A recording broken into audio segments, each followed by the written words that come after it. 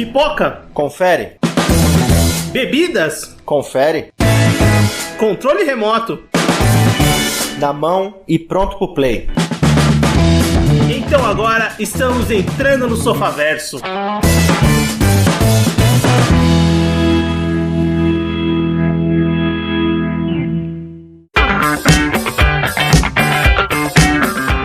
Muito bem, Sofaverso começando, voltamos para mais um episódio do seu podcast e hoje, filmografia comentada, Christopher Nolan. E para fazer esse podcast eu tô com o Everton. E aí pessoal, beleza? Eu tô com o Anderson. E aí pessoas, tudo bem? Esse podcast de hoje talvez fique meio confuso para combinar com o trabalho do homenageado de hoje. Vamos fazer assim, a gente grava, aí depois pede pra colocar tudo fora de ordem. Isso, faz igual no Memento, bota reverso e depois faz a mistura do Tenet, que a gente vai e volta no tempo e tal. Bloco final do Sofaverso começando. Agora é hora da gente comentar alguma coisa que a gente assistiu, alguma coisa que a gente leu, alguma coisa que a gente jogou, alguma coisa que a gente escutou. Quem quer começar? Seria inovador dos podcasts, né?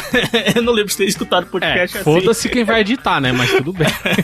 Talvez seja mais fácil até, se você não quiser que faça sentido, né? Bem, eu sou o Vinícius e hoje vamos fazer a filmografia comentada. Mais uma vez, nossa segunda filmografia comentada, né? Do Sofaverso.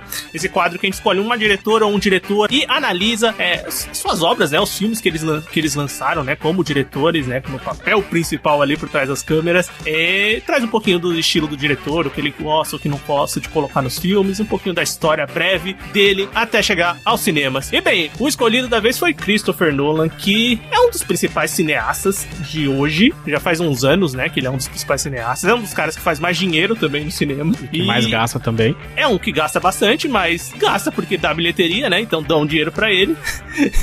E tem quem ame, acho que a maioria gosta mais do que odeia, mas tem gente que realmente não gosta do cinema do Christopher Nolan. Mas bem, vamos discutir a importância dele pro cinema e, logicamente, as obras que ele lançou. O Christopher Nolan, o Christopher Edward Nolan, ele nasceu em Londres no dia 30 de julho de 70, então 50 anos pra ele.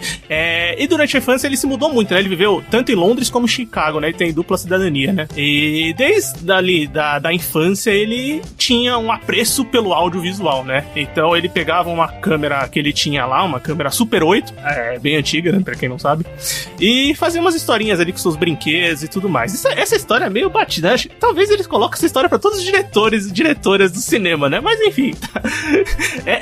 Ele próprio falava que o pai dele incentivava muito ele a ir aos cinemas, e a primeira coisa, quando ele tinha 8 anos e ele assistiu Star Wars, aquilo, assim, pra ele é uma lembrança muito forte. Sempre quando ele tá dando entrevista e comentando da origem, da onde ele tirou o gosto pelo cinema, ele comenta dessa assistida em Star Wars ali, que, por você assistir essas coisas no seu lançamento, deve ter sido um impacto muito grande mesmo. Eu não duvido ele um dia fazer algum filme da franquia. Olha, seria ousado, né? Ainda mais agora que ele tá livre, né, depois de ter rompido o contrato com a Warner. Então, quem sabe, isso tá na pista. E há uns 11 anos ele cravava pra família dele que ele queria trabalhar com audiovisual, com cinema. Então, dizem que com 11 anos a gente tem certeza que vai fazer, né? Só muda depois, mas todo mundo, quando chega a 11, 12 anos, fala assim, eu quero ser tal coisa. Christopher Nolan queria ser cineasta. E foi atrás disso, né? Ele foi estudar na Haileybury Imperial Service College. Que nome bonito, né? Lá na Inglaterra. Uma graduação em... Pode falar, Anderson, desculpa. Não, lá na Inglaterra tem tudo nome pomposo, né, cara? Nossa. Imperial College. Às vezes é tipo uma universidade pequena. Essa eu acredito que seja até uma universidade pequena.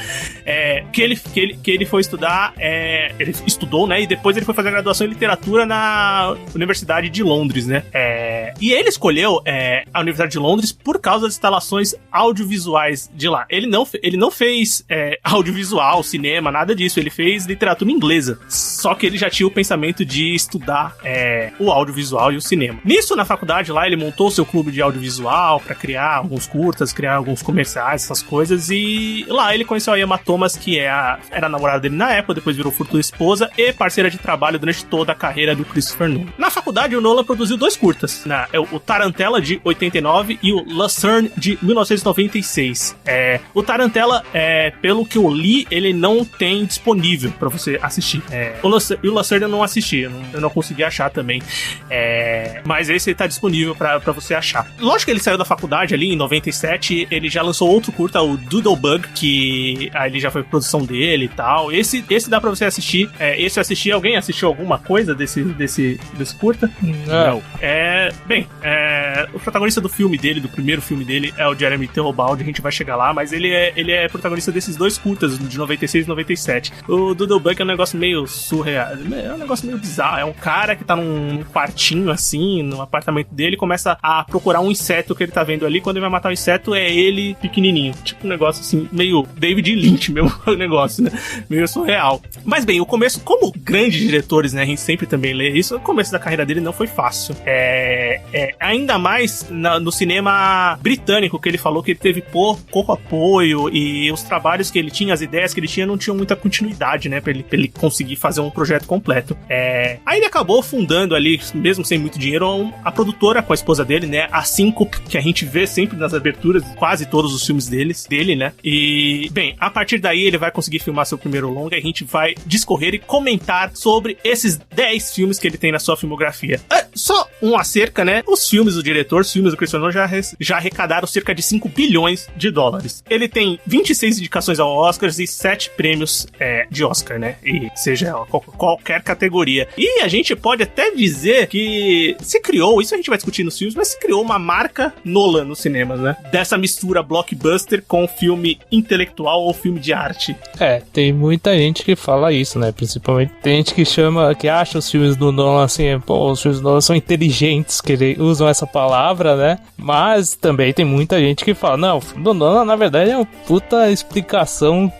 Toda a história é sempre muito explicada, às vezes chama o telespectador de burro, sabe? Mas eu acho que eu sinto que os filmes do Nolan, ele tem a carga do blockbuster, é um fator extremamente importante, sabe? Ele tem que fazer um filme, pode ter uma história relativamente complexa, mas ele vai fazer o telespectador entender o que tá acontecendo, sabe? Como sempre, a verdade é alguma coisa aí no meio, né? Você tem, na parte técnica, são realmente filmes que estão sempre se superando. Essa parte, acho que não resta dúvida. Quanto a ser filme intelectual, inteligente, eu acho que a palavra correta é pretensioso. Ele é muito pretensioso nos filmes. Em alguns casos ele acaba errando muito a mão, em outros ele consegue entregar um material que é plenamente satisfatório e que não explica demais e deixa espaço pra gente poder fazer as nossas próprias interpretações. Porque uma coisa que eu não gosto particularmente de filmes, são filmes onde você assiste e o diretor simplesmente pega, o diretor, o roteirista, a equipe artística simplesmente te entrega tudo mastigadinho, quer dizer, não sobra espaço pra você trabalhar a obra junto. Bem, vamos discutir, né, e pra que lado que o Nolan tá mais, será que o blockbuster ou do filme intelectual, está ali no meio termo. Vamos começar em 1998, que ele lança o seu primeiro longa, que é Following. Eu não sei nem se teve lançamento no Brasil esse filme, eu acredito que não. O filme é dirigido pelo Nolan, o roteiro é do próprio Christopher Nolan. O filme é protagonizado pelo Jeremy Theobald, que é o cara que já tinha feito 2 curtas com ele e tal. Era um iniciante na atuação, né, assim como os outros atores ali do filme. O filme tem um modesto orçamento de $6 mil e faturou ali, sim, quase $48 mil, mais ou menos, ali no circuito fechado que ele teve, tanto no Reino Unido, né, quanto depois nos Estados Unidos. Pra quem nunca ouviu falar do filme, o filme conta a história de um jovem escritor. O personagem, ele é chamado de Bill durante o filme, mas não é necessariamente o nome dele, né?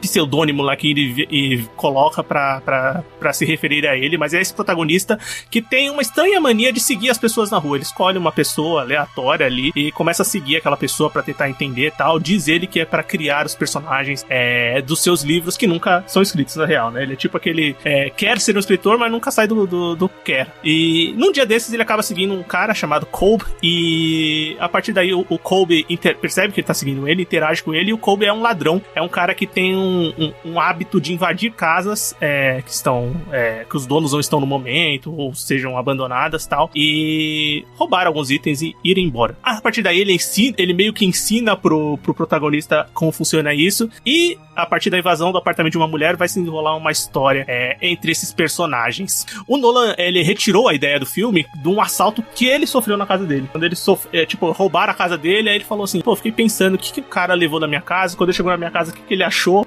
das coisas, o que ele pensou que eu era, quem eu era, tal. E a partir daí ele cria a história do Following. Assistiram o filme? Não. Eu assisti O que vocês acharam? Que o Everton achou, né? A ideia que ele teve, que foram a partir de uma invasão na casa dele, cara, é muito bem retratado os diálogos no filme pra expressar isso daí. Principalmente numa cena onde o Colby tá ensinando o protagonista como ele faz, né? Principalmente quando ele fala um negócio que eu acho muito interessante, quando ele fala, todo mundo tem uma caixa onde guarda alguma coisa aleatória, guarda lembranças, guarda qualquer coisa. Todo mundo tem uma caixa e isso explica muito da pessoa, sabe? Eu achei muito foda essa parte. É legal. Eu gosto do filme. O filme é um filme noir, né? É um filme thriller. Ele é preto e branco, totalmente preto e branco. E o que eu acho muito legal é porque ele foi um filme que ele foi filmado só em fins de semana, sabe? Então, porque eram amigos do Nolan e, eles trabalhavam em empregos normais, não tinham tempo pra fazer, né? E, cara, é um filme muito bem feito, muito bem dirigido, sabe? A história é muito bem contada. É um filme muito interessante, sabe? Sim, você falou muito. O filme é de baixo orçamento, né? Então, pra você conseguir o Nolan extrair o máximo, fazer esse orçamento render, gravar só os fins de semana. O filme preto e branco é pra poupar orçamento. Essa é a ideia. O filme não é nem poupar orçamento, foi a ideia inicial pra você fazer esse filme preto e branco, não é nenhuma escolha. Foi uma escolha, obviamente, mas também baseado em se poupar o orçamento. E gravado sempre com a luz natural, né? Eles não tinham dinheiro pra ficar criando iluminação e tudo mais, então foi um negócio bem assim que eles se viraram nos 30 com o orçamento baixo que eles tinham. E o filme é muito bem feito, né? Pro orçamento baixo que eles têm. Você já consegue, primeiro de tudo, ver as características que o Nolan vai levar pro cinema dele. Você já vê uma história que é contada não linear, né? O tempo dela, então a história é com os acontecimentos fora de ordem, é uma coisa que o Nolan vai fazer muito durante toda a sua filmografia, é uma das marcas registradas dele. O filme tem o protagonista masculino, né? Como todos os outros filmes do Christopher Nolan vão ter daqui pra frente. Outra marca muito forte do Nolan é a questão de usar os objetos como uma marca da narrativa, né? Não apenas como algo, por exemplo, que vai aparecer, um foreshadowing que vai aparecer depois só, sabe? É um elemento narrativo os objetos, e focar naquilo pra contar uma história, sabe? É uma coisa que o Nolan faz direto, todos os filmes, e já começa nesse. Tanto que nesse filme tem um relógio que é o mesmo do Memento, sabe? Que a gente vai comentar depois, né? Sim, exatamente. Esses pontos você já consegue ver muito bem, e depois quando você assiste a filmografia completa nele, você encontra isso nesse filme de origem, nesse primeiro filme dele, que é um filme muito legal. Eu acho que vale a pena assistir pra quem... E é um filme meio esquecido, né? As pessoas acho que começa no próximo filme, né? No Memento é o primeiro filme do Christopher Nolan, mas tem o Following, e é um filme que eu acho que vale a pena pra você ver, principalmente essas características que vão fazer o cinema dele posterior. E é um filme legal, assim, ele é um pouco devagar no começo, mas quando a história engata, nossa, você vai que vai, assim, o arco final do filme é muito legal. Sim, ele é bem curto, né? Ele é 1h10 que tem o filme só, então, ele conta bem a história, porque por ser bem curto, né? Ele conta muito bem a história. É verdade, é bem curto e, bem, vale a pena conferir. Mas vamos pro próximo filme? Vamos pro próximo filme, que a lista é grande, né?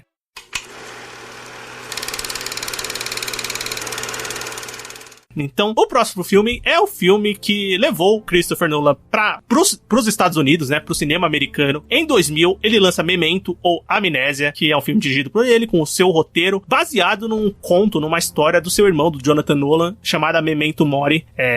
Jonathan Nolan, irmão dele, que vai ser um grande parceiro daqui pra frente na carreira dele também, na produção de roteiros. E o filme tem um orçamento de $5 milhões, já teve um orçamento bem maior, né, e uma renda de quase 40 milhões de dólares. Então, um filme que fez um razoável sucesso ali no circuito, vamos dizer assim, independente, né? Um circuito menor, mas que chamou muita atenção, principalmente da crítica, né? Basicamente, pra quem nunca assistiu Amnésia, o filme conta a história do Leonard, que é um homem que tá caçando o responsável por ter estuprado e matado a sua esposa. E só que o Leonard sofre um problema de amnésia, uma amnésia de curto tempo, né? Vamos dizer assim, ele não tem memórias recentes dos fatos, né? Ele tem memória... Sim. Essa essa é uma cagada da tradução, porque é dito no filme, o personagem fala, eu não tenho amnésia. Ele sofre da perda de memória recente, mas não é amnésia. Sim, é uma doença não especificada, que faz com que ele não tenha essa memória recente, né? A amnésia é a perca de memória total, né? De eventos passados, vamos dizer assim. A dele é recente, né? De fato. De 15 minutos atrás, se eu não me engano, até menos, ele esquece com facilidade. Bem na linha da Dory, por exemplo. Sim. E, bem, a história vai contar... essa é basicamente a história, né? E a partir daí a gente vai tentar entender o que aconteceu com o Leonard, quem foi o responsável por matar a mulher dele, e entender esse filme que, cara, é um filme bem não convencional, né? Totalmente. Porque o filme... A primeira cena do filme já é de maneira reversa, né? Então, tipo, as coisas vão acontecendo ao contrário, né? Aí você já percebe, vai ter alguma... Esse filme já começou esquisito, sabe? E é muito interessante você... Depois você assiste o filme inteiro, você vai ver entrevistas, né? A maneira como o Christopher Nolan conta como ele planejou o filme, né? O script que ele faz não foi pensando o filme de uma maneira linear, já foi pensando de uma maneira não linear para o público já, da maneira que iria gravar, como o público ia assistir, sabe? O filme, ele é contado de uma maneira meio episódica, né? Que à medida que vai passando o filme, você vai descobrindo as coisas e sempre intercalando entre uma cena em preto e branco e uma cena colorida, né? A cena preto e branco sempre de maneira linear, de maneira do passado pro futuro, né? E a colorida do futuro pro passado, né? Então, meio que o filme termina no meio, no encontro entre as duas linhas temporais, digamos assim, né? É um filme que ele te instiga muito, né? Você fica com muita vontade de saber o que tá acontecendo, o que é todas aquelas coisas que aparecem em cena, sabe? É um baita filme legal, né? Cara, esse filme, estruturalmente falando, ele é aquele caso de um filme que ele é complexo, mas se você para pra analisar 5 minutos, ele faz muito mais sentido do que se fosse o clássico thriller contado de forma cronológica correta, sabe? Você não teria alguns impactos como acontecem ao longo do filme, principalmente dessa questão da memória do personagem, porque as lacunas que esse personagem tem, e é importante explicar que essas lacunas ele tatua no corpo dele, porque ele sabe que ele vai esquecer daquilo depois. É muito bom como essas coisas conversam entre elas e não ficam soltas ao longo do filme, porque no primeiro momento, quando a gente vê o filme começando, o filme já começa meio que pelo crédito final. Eu acho que o primeiro grande impacto é aí. E lá no final dele que você tem as sequências iniciais dos créditos, quer dizer, o filme é rodado essa ideia de loop, mas as coisas se combinam, não é rodado de trás pra frente só pra ser bonitinho e diferente. Faz todo sentido dentro da história. Só a primeira cena, né, Anderson? Que realmente é de trás pra frente. Então, mas a estrutura narrativa do filme é contada, sim, intercalada nessas partes, hora avança pra frente, hora avança pra trás. Mas principalmente, o filme funciona muito porque é muito bem carregado nas atuações. A dupla entre o Guy Pearce e a Carrie-Anne Moss, cara, eles funcionam numa sintonia tão grande que se não fosse isso, eu acho que o filme ficaria defeituoso, sabe? Ia ser uma grande ideia, mas que ia ficar com aquela pontinha faltando, e aqui não é o caso, é um filmaço. Já tem 2 atores com mais nome, né, que aparece. O Guy Pearce, ele tinha feito, sei lá, alguns filmes, né? Priscila, Rainha do Deserto, se não me engano. Já tinha um grande filme antes desse. Sim, e a Carrie-Anne Moss tinha vindo de Matrix. Sim.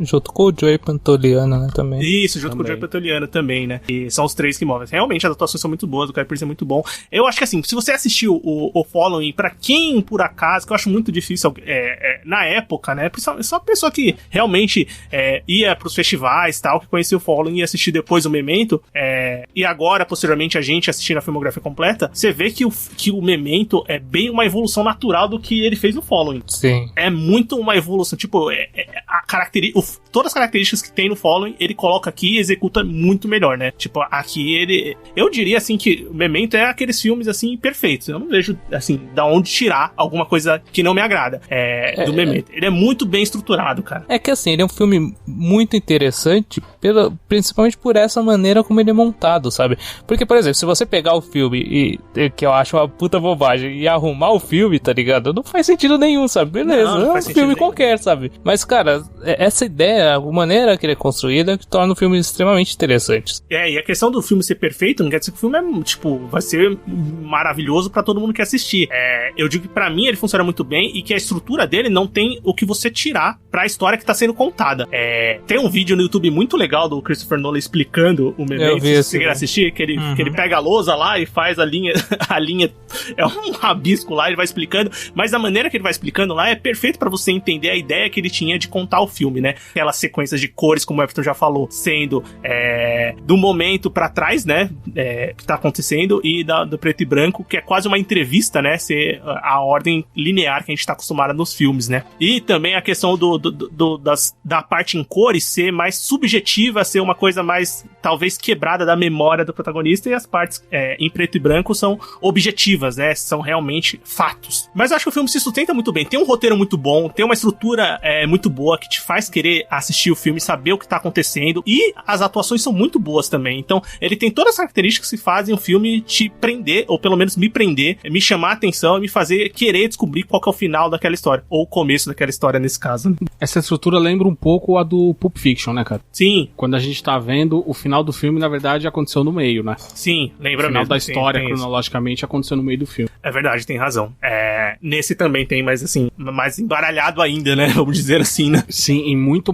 que o Tarantino quebrou os 3 arcos principais que todo filme bom deveria seguir, né? O Christopher Nolan, ele pegou cada arco e quebrou em mais peças, sabe? Sim, ele fez uma divisão ainda maior, mas é um filme muito bem pensado, né? Eu recomendo que assista... Puta, eu não vou lembrar o nome do vídeo, devia ter anotado. Mas não é difícil achar. Cola o link na descrição do episódio, cara. É só colocar... É que tem muitos vídeos que eu vou citar aqui durante o episódio, provavelmente. Não, mas esse dá pra colocar. Esse é tranquilo de achar e dá pra colocar. Legal. Esse vale muito a pena realmente você ver, porque você consegue entender bem a mente do Christopher Nolan, não só pra construção do filme do Amnésia, como também a construção do cinema dele, né? A gente tá falando do primeiro filme dele nos Estados Unidos, né? E é o filme que alavancou a carreira dele, né? É um filme que foi muito bem recebido de crítica, né? E vai fazer com que ele receba uma proposta da Warner Bros., que vai ser um dos maiores estúdios, né, de cinema do mundo, e o parceiro dele até o último filme que ele lançou agora em 2020.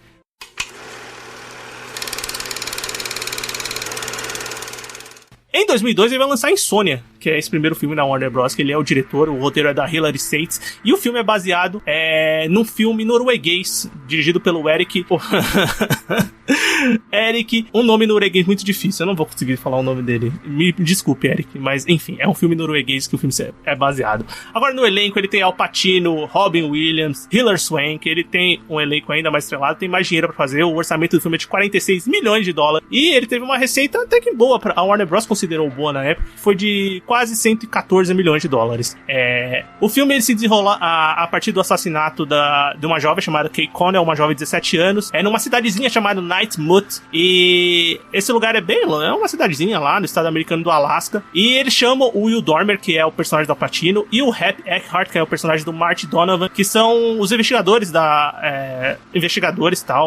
e são chamados pra essa cidade pra resolver esse homicídio. Eles são de Los Angeles, e eles vão até lá pra resolver esse homicídio. São recebidos pela Ellie Burr, que é a personagem da Hilary Swank, que é uma detetive, ou na verdade nem detetive, né? Ela é uma policial sem experiência só tem experiência em casos pequenos ali, né? Nada dessa projeção. E aí, vocês gostam de Insônia? O que vocês acharam desse primeiro trabalho do Nolan na Warner Bros., o primeiro trabalho que ele tinha um budget maior, né, pra fazer? Cara, esse filme, eu fiquei com a sensação que ele poderia ser melhor, sabe? Ele me passou uma sensação muito de um filme policial genérico, sabe? Sendo que eu acho que algumas coisas que acontecem no filme poderiam trazer algum impacto maior. Por exemplo, o fato do nome do filme ser Insônia, né? Beleza, tem essa questão que o detetive, eles estão num lugar onde geralmente não fica de noite, sabe? E o detetive não consegue dormir, ele tá trabalhando no caso e tal. Mas pra mim isso daí é um ponto tão... mal trabalhado nesse filme, cara, que não faz muita diferença pro resto da história, sabe? E poderia ser muito melhor trabalhado. As atuações, o Al Pacino eu gosto do personagem do Al Pacino nesse filme. Agora, o Robin Williams não dá pra engolir, sabe? Ele como um assassino louco, sabe? Essa parte do filme também me desagrada um pouco. Não por achar que o Robin Williams esteja mal no filme, até que ele tá bem, mas parece que atuando um pouco demais, tá no overact ali um pouquinho. Mesmo que a persona dele seja contida porque ele é um psicopata. Cara, no geral, eu gosto do filme. Eu acho um filme bom. Eu não acho um filme excelente, bem longe disso. Eu acho que o filme conta bem essa história. Eu gosto do Al Pacino no filme, acho que ele tá mandando muito bem, na real. O Robin Williams, o personagem dele, eu acho que a atuação dele é boa. Só que eu acho que o filme tem um primeiro problema. Demora muito pra aparecer o personagem do Robin Williams. Demora 1 hora pra aparecer no filme. O filme tá acabando já, quase. Mais da metade. E, sei lá, ele aparece lá, dá pra entender o porquê ele demora assim, mas eu acho que se tivesse aparecido antes, talvez tivesse mais dele no filme, uma interação maior entre os dois personagens e, sei lá, podia ter enriquecido o filme de alguma maneira. Se tivesse um mistério mais interessante, sabe? Essa questão da insônia mesmo, ele tenta trabalhar algumas partes do filme, quando o Al Pacino tá, por exemplo, tem uma parte que ele tá dirigindo, que ele começa a lembrar a questão que ele mata o colega dele no filme e tal, e ele tenta trazer isso, mas eu acho que não tem tanto impacto, sabe? Isso que eu acho muito estranho do filme. Sim. O Nolan, o filme, ele é diferente, ele é bem diferente, principalmente no tom do norueguês. O norueguês é mais pesado. Um exemplo para ilustrar isso, quando o personagem Will Dormer do Al Pacino, ele precisa da bala, né? E ele atira num cachorro morto que ele viu lá no filme norueguês. O cara mata um cachorro de verdade, assim, tá passando na rua, o cara vai lá, dá um tiro no cachorro, pega a bala. Então, é uma coisa simples, mas que já faz um tom do filme ser um pouco diferente. E também tem uma diferença da relação, não tem essa relação do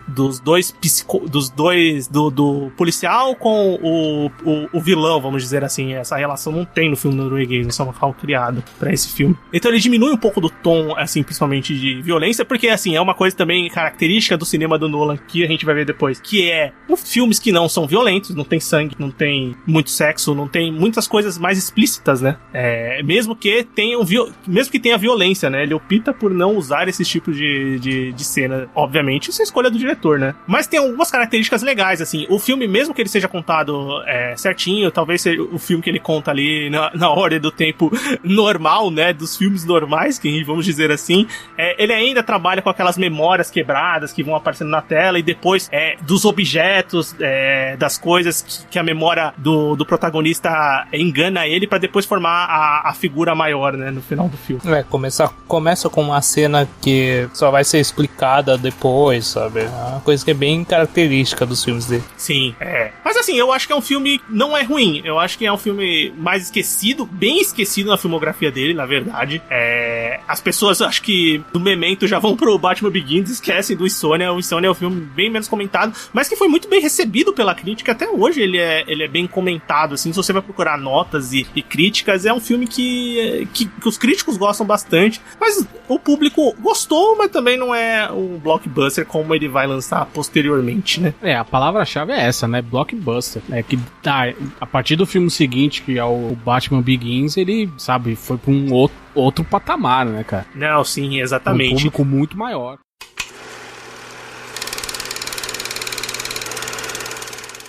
Batman Begins sai em 2005. Christopher Nolan vai se aventurar pelo universo dos super-heróis. Na verdade, a Warner queria trazer de volta, né, os super-heróis, o Batman, mais especificamente, pra tela. O Christopher Nolan também tinha o projeto, não é só da Warner, essa vontade, né, de ter escolhido o Christopher Nolan. O Christopher Nolan também tinha vontade de adaptar o Batman, que era um herói que ele gostava das histórias, e queria trazer uma adaptação mais real do personagem, né? Colocar o super-herói, no caso o Batman, no mundo mais real, que a gente consiga se identificar mais, não tão fantasioso como as últimas adaptações do Batman tinham sido no cinema. E nem tão carnavalesco quanto tinha sido o último do filme até então, né? Sim, exatamente. Principalmente isso. Então era meio que uma parceria conjunta, né? O Christopher Nolan queria mostrar essa nova faceta do herói, e a Warner Bros. Precisava de um filme do Batman que fizesse as pessoas esquecerem o fracasso dos últimos filmes. Eu acho que é isso mesmo. Eles ficaram com o ego ferido. A gente não pode entregar um último filme que seja tão merda.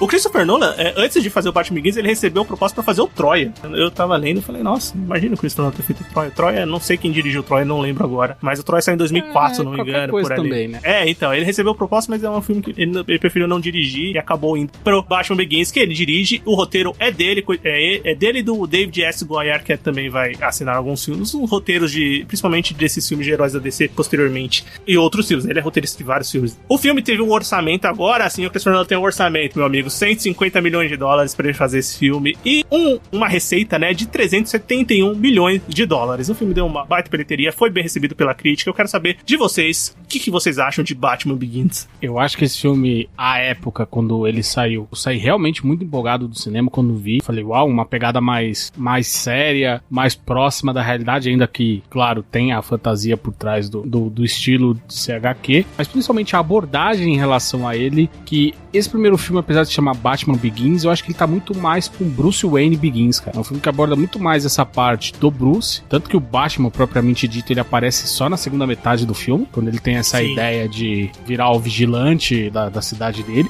mas principalmente eu gosto muito da relação dele com aquele que viria a ser o vilão do filme, com o personagem, o Ra's al Ghul, o personagem do Liam Neeson, antes dele sair catando os caras que sequestraram a filha dele, mas pra mim essa pra você, parte... Anderson, pra você ver como o mundo dá voltas, agora ele já nem vai fazer mais filme de ação, né? Já declarou oficialmente que não vai fazer mais filme de ação também, né? Quase 70 anos falando, não dá mais pra mim, velho. Os caras querem colocar pra matar a gente todos os filmes.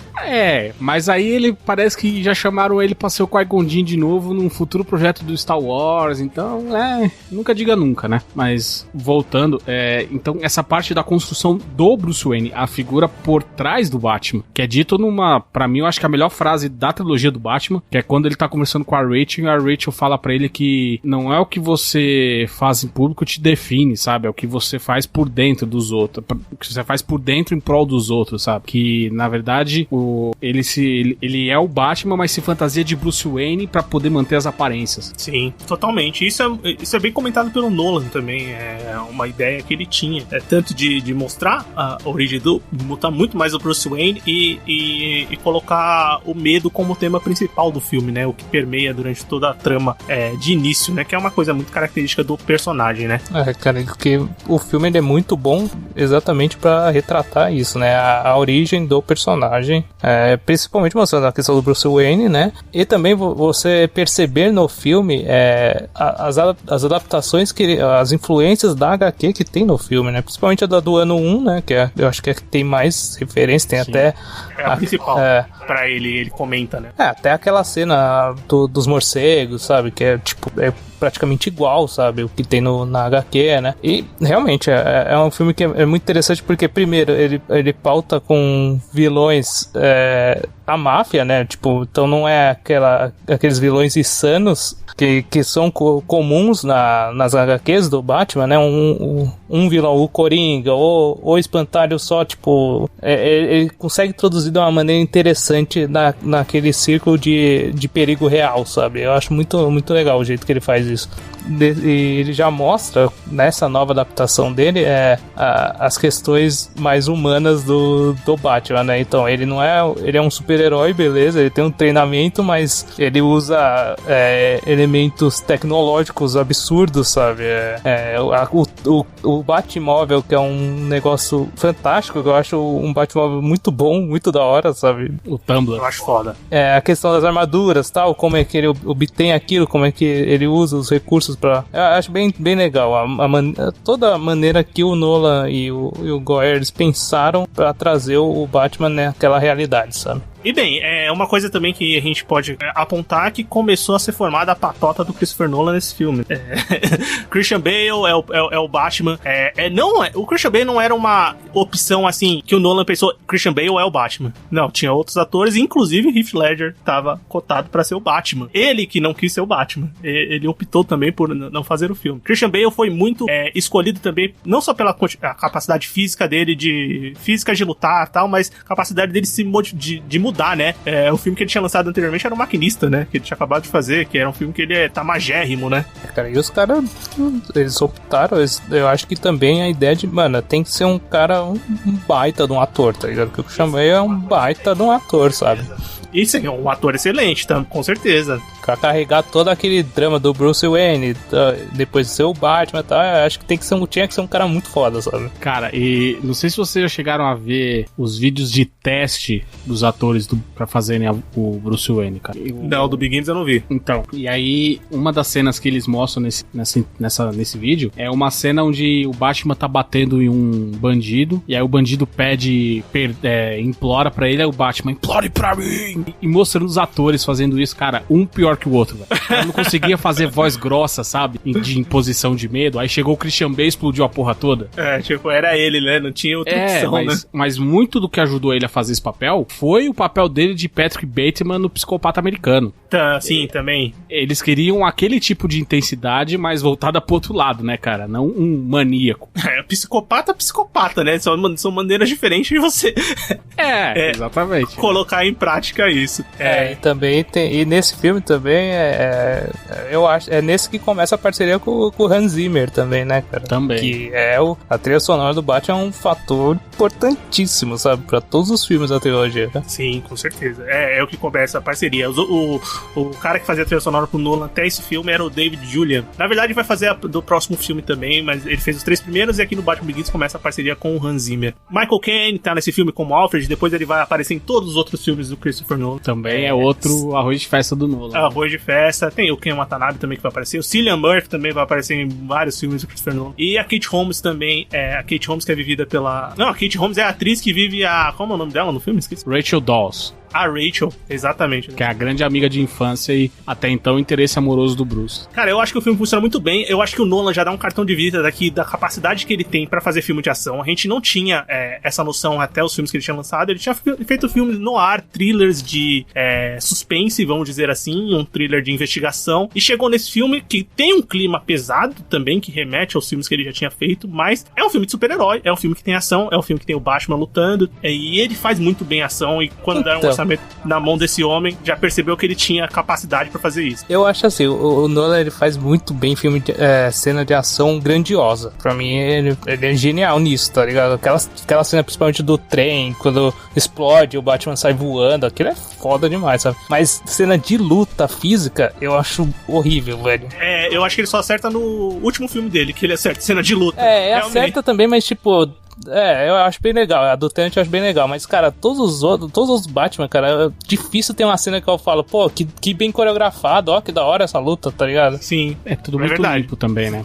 Tudo é muito limpo, mas isso é a opção que ele tem, né? Um cara que bate, e o filme dá a entender que ele bate pra valer, o filme é bem higienizado, cara. Sim, essa característica muito dele, né? Muita característica dele. Mas eu acho assim, é um filme que realmente ele criou essa trilogia, vai criar posteriormente uma trilogia. O filme não foi pensado para ser uma trilogia, né? Mas os milhões de dólares que teve de bilheteria fizeram com que tivesse uma trilogia. E também o Nolan diz que o próximo filme que teria o Coringa animou ele para continuar a fazer filmes, né? Porque o Christopher Nolan é um cara de não franquias, né? Ele cria os seus filmes originais ali e para por aí. Até ganhar um caminhão de dinheiro, né? Exatamente.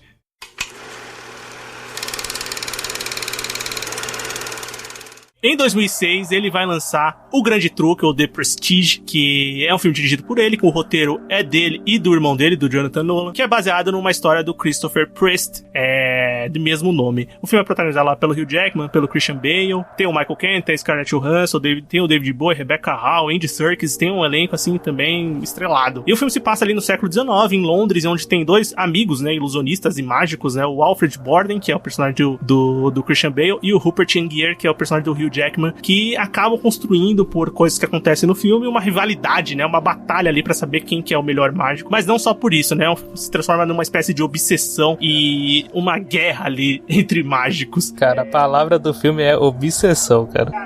E eles não são amigos, cara. Eles só trabalhavam juntos pra um outro mágico. Não, sim, mas dá a entender que eles têm um tipo de relação eles são amigos, eles não são amigos, mas... Não, eles têm que trabalhar juntos, é só isso, cara. Eles ficavam juntos todo dia, não, sim, porque não dá tempo de também saber se eles eram amigos ou não. Eu acho que fica essa meio dubiedade no ar, você fica meio em dúvida. O Christopher Priest, que é o cara do livro, ele queria que o Nolan dirigisse o filme, ele tinha recebido propostas anteriores, mas chegou pro Christopher Nolan e ofereceu, falou, você não quer dirigir meu filme, não, eu gosto muito dos seus filmes que você fez até agora, e o Christopher Nolan também gostou da história, e aí foi feito o filme. O que vocês acham de O Grande Truque? Vocês gostam do filme? Eu gosto porque até agora é a única produção audiovisual que a gente viu o Wolverine vs Batman. É verdade. Né? Mas, principalmente, a questão da rivalidade entre eles, ela é muito bem construída e carregada ao longo do filme. Porque não é só uma mera coisa de o cara tem um truque melhor que o meu, eu preciso ser melhor que ele. Não, eu preciso destruir o cara. Isso mesmo. Isso pelo papel, isso da parte do Hugh Jackman. Enquanto o Christian Bale, o personagem dele, o Angier, ele é muito aquele cara assim, eu quero fazer um truque que seja bom, que as pessoas gostem e que não descubram o que é o truque, afinal. Então é muito o foco clássico entre um cara que é muito bom e um outro que é tão bom quanto, mas que ele é levado pela inveja. Sim, bem isso mesmo, cara. E é muito boa essa questão da obsessão, principalmente do Angier, né, do Hugh Jackman, né, cara, em querer destruir, muito motivado pelo que acontece no filme, que é devido a uma falha do personagem do Christian Bale, a namorada dele morre, né, num truque, né, então, tipo, ele carrega esse rancor até o final do filme. E, cara, no filme, em geral, no começo eu fiquei meio assim, perdido, ele demora um pouco pra mim, pra engrenar, porque até chegar nas partes onde eles começam a esse duelo entre um querer ferrar o outro, você fica meio assim, tá bom, o que tá acontecendo e tal. Mas a partir disso, pô, o filme anda muito bem e tem um final muito grandioso, muito legal, tá ligado? E o que eu acho também muito bom do filme é ver o David Bowie como Tesla, né? Muito bom. Isso é bem legal. Eu também acho, concordo com o Everton nessa parte que o filme demora um pouco pra engrenar. O filme, ele trabalha com essa linha temporal bagunçada também, né? Ela é bagunçada, assim, mas é mais uma questão de flashback e tal, mas assim, ela é meio bagunçadinha, né? Depois a gente vai entendendo melhor. Mas eu acho que o filme demora um pouquinho pra engrenar também, mas depois que ele engrena, ele cria um ritmo, assim, muito, muito bom. Eu acho a história muito boa. Eu acho, assim, que os atores, eles mandam bem, mas eles também não fazem nada além. Eu acho que eles estão mantendo ali um nível bom de atuação, mas não tem ninguém que você fala, puta, esse cara, ele arrebentou, fez um papel absurdo. Eu acho que eles fizeram boas atuações pro que o filme pedia, mas também não tem ninguém que faz uma atuação, assim, magistral. Mas o filme em si, enquanto estrutura narrativa, gosto bastante dele, cara. É um filme que, apesar desse começo um pouco mais devagar, ele pra mim é um filme que, sempre que eu assisto, eu fico imerso nele muito cedo. Eu acho que tem muito a ver com a fotografia, a questão das mágicas, de você entender a estrutura ali por trás das mágicas, porque o filme faz uma coisa muito antes do Mr. M ser modinha, que era revelar alguns truques, né? É verdade. Então, isso é interessante também pra você entender. Claro que são truques já muito antigos que não faria diferença eles serem revelados ou não, mas a construção desses personagens eu acho muito boa. E o mais legal de tudo pra mim ainda é a questão do final, quando a gente também percebe que caiu num truque ao longo do filme inteiro. Sim. É verdade. Aí você vai reviver o filme tendo aquela informação, sabe? É muito bom isso. Pra mim, uma única coisa do roteiro que eu não gosto que eu não entendi, pra mim não teve muito o porquê, sabe? É a morte da Sarah, da esposa lá do Borden, né? Pra mim não teve muito, sabe, aquela motivação o que levou ela a fazer aquilo, sabe? Eu achei meio mal trabalhado isso. Aí eu acho que também é característica do Christopher Nolan, mas característica negativa. Não saber criar a emoção sem ter tipo, ele cria um fato chocante, querendo que isso crie uma emoção no personagem, obviamente no cara que tá assistindo o filme, mas ele não faz isso de uma maneira muito boa, muito convincente, parece que é meio um negócio jogado pra você, já que uma morreu, eu vou matar a outra também, entendeu? Meio pra equilibrar as coisas entre eles. Meio pra equilibrar, mas assim, sei lá, eu também acho que, não sei, se ela tivesse ido embora só, já daria na mesma, entendeu? Não precisava ter matado a mulher, eu acho que ele tem alguma coisa por matar essas esposas. Uma coisa também vai acontecer em vários filmes dele. Agora, falar, viu, cara, nessa época tava na moda de fazer esses filmes de mágica, né? Porque tem aquele outro filme, O Ilusionista também, do Hulk, né? Eu confundi esses dois filmes. Eu confundo os dois até hoje, cara. Do Edward Norton, né? Isso. Tá. Nossa, eu nem lembrava desse filme. Nem lembro desse filme, pra falar real. É um bom filme, cara, mas eles saíram tão perto um do outro que, sei lá, ele tá embaixo do filme do Nolan. Mas não porque ele é ruim, né? Porque o filme do Nolan eu acho foda pra caralho.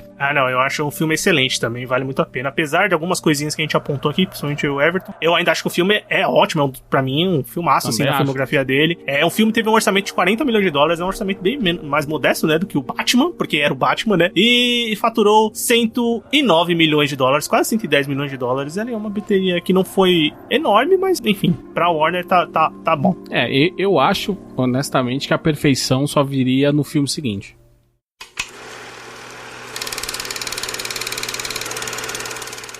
Então, vamos pro filme seguinte, então.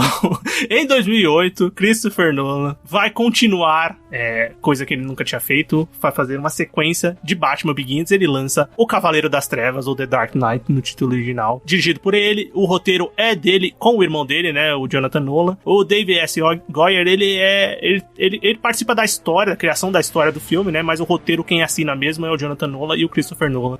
E a gente vai tentar falar alguma coisa que não foi dita sobre Cavaleiro das Trevas ainda na história do cinema. Ele cria um filme, ele tem um orçamento muito maior, né, dessa vez, muito maior, assim, muito maior, né, de 150 milhões de dólares que ele tinha no Begins, ele tem 185 milhões de dólares aqui no Dark Knight, e o filme fatura $1 bilhão, um pouco mais de $1 bilhão, mas chegou na casa do bilhão, né, fez muito dinheiro, é um sucesso, é considerado um dos melhores filmes de herói de todos os tempos, se não for o melhor, assim, o melhor. Se tá nessa lista, aí vamos conversar, né, pra saber.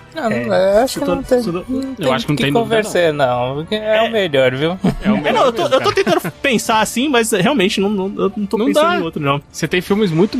então, a gente tem filmes muito bons. Só pra dar um exemplo, o primeiro Homem de Ferro é do mesmo ano. Sim. De 2 meses antes desse filme. Tanto que o Robert Downey Jr. Ah, não, mas foi pro Trovão Tropical que ele concorreu com o Heath Ledger. Que é maravilhoso esse filme. Esse filme é sensacional. Sim, com certeza. Mas não tem como, cara. Esse filme, ele é um belo exemplo de como você pegar uma história de HQ, adaptá-la pro cinema e fazê-la funcionar na mídia grande, convertendo aquelas coisas que funcionam muito bem na mídia desenhada por uma mídia que é extremamente importante, essa percepção de você ter as coisas acontecendo e a história girando, porque você tá assistindo o filme, você não pode ficar indo e voltando pra frente pra tentar entender tudo o que tá acontecendo. Ao contrário de quando você tá lendo no HQ, qualquer coisa você volta a página, você vai montando a história de forma mais vagarosa. Mas o foco pra mim, além do Heath Ledger como Coringa, é a montagem desse filme, cara. Que nenhuma cena tá gratuita nesse filme. Nada tá perdido, faz tudo sentido. Sim. Tanto que só tem uma cena deletada desse filme, né? E sim, os filmes têm várias cenas deletadas normalmente, né? Esse filme só tem uma ceninha deletada, uma cena curta ainda, do Coringa. Tem muito filme que com as cenas deletadas dá pra fazer outro. Porra, o Zack Snyder vai lançar um filme de 4 horas da Liga da Justiça, que é uma merda, imagina quanta cena deletada, porque o filme é uma bosta. E com o roteiro do Goyer, só pra falar. Sim. E é exatamente isso que o Anderson falou, né, cara? O jeito que o filme é montado, ele não tem nada que não vai ser importante, sabe? Todas as cenas são memoráveis, praticamente. E claro que, tipo, tem que falar também do Heath Ledger, né? Porque é uma figura que ficou pra cultura pop como um dos grandes vilões, sabe, do cinema, e uma das grandes atuações também, sabe, é uma coisa tão... Todo mundo sabe as frases, todo mundo sabe o jeito. Cara, é um negócio absurdo que aconteceu nesse filme, sabe? Os malucos tatuam o Coringa na perna, não sabem nem o que é o Coringa, mas os caras tatuam o Coringa Why So Serious na perna, mas enfim, isso aí é outra questão. Não, então, falando de cenas memoráveis, etc., mas principalmente o reflexo, é o tapa de realidade que o Bruce Wayne precisava, de que se a cidade criou um cara que nem ele, a cidade era bem capaz de criar um cara que é exatamente o oposto dele. Que Sim. Ele é o agente da ordem, que ele tá ali pra proteger a cidade, combater a violência, enquanto a cidade também criou o cara que é o agente do caos, que ele não tá nem aí pro mafioso, ele não quer saber de dinheiro, não quer saber de poder, ele quer saber de infernizar a vida de todo mundo. Sim, e o objetivo dos dois é o mesmo, a alma de Gotham. Eles colocam Exatamente. Isso bem claro no filme. Tem um vídeo excelente, que eu recomendo que assista também, acho que eu já comentei até desse canal, chama Lessons from a Screenplay, não sei se eu já comentei em algum bloco final. Tem um vídeo desse canal que chama The Dark Knight, Creating the Ultimate Antagonist, que vai falar exatamente da importância do Coringa na trama, não assim da atuação do Heath Ledger, da criação do Coringa nesse filme e como ela faz o Batman crescer e se tornar o Cavaleiro das Trevas de fato. Esse vídeo é excelente, tem vários no YouTube, né, mas esse é bem legal, cara, que eles colocam de uma maneira bem fácil de você entender e perceber durante o filme. E é bom que ele consegue construir essa história utilizando também as HQs como referência, principalmente a Piada Mortal, né, com essa questão do Duas Caras, né, cara? Porque aqui é o Duas Caras no filme, né? Só que essa parte do Duas Caras, ela vem da graphic novel Longo Dia das Bruxas. Sim, mas o que eu A piada mortal é mais pro fato do Coringa mesmo. Que sim, a questão do Coringa demonstrar que ele pode quebrar qualquer pessoa, sabe? Essa pessoa só precisa de um estresse gigante pra ser quebrada. Como ele consegue adaptar isso no filme é muito bom, sabe? Então, isso é muito falado nesse vídeo que eu comentei, que ele fala do antagonista. O antagonista realmente que vai fazer com que o protagonista cresça ou evolua é o que pressiona o protagonista o filme inteiro. E aqui ele faz isso perfeitamente. O Coringa tá o filme inteiro pressionando o Batman, até ele explodir, né? Mas isso, principalmente, é mostrado em todas as vezes que o Coringa, ele fala a origem dele, porque cada hora é uma origem diferente. Porque justamente, é um cara criado do caos. Então ele não existe uma certeza sobre ele, a não ser de que ele vai atrapalhar a vida de alguém algum dia. Então, ele não é um personagem que tem origem, ele também não tem ele nem tem um objetivo, na verdade ele quer causar, é isso que é o foco dele, sabe? A cena onde ele queima uma montanha de dinheiro dos mafiosos é algo de muito que o cara fica, você é maluco? Aí ele, eu sou. Nenhuma relação com o Joselito. Eu vou queimar seu dinheiro. Tipo, é muito bom. Não é sobre dinheiro, é sobre mandar uma mensagem. Sim. E pra mim, eu acho que a gente falou do grande truque, mas o melhor truque que eu já... Um dos melhores truques de mágica do cinema é o truque do lápis desse filme. Sim. E também não sai uma gota de sangue, né? Que é a coisa que a gente fala do Christopher Nolan. Ainda mais aqui no filme do Batman não ia sair mesmo.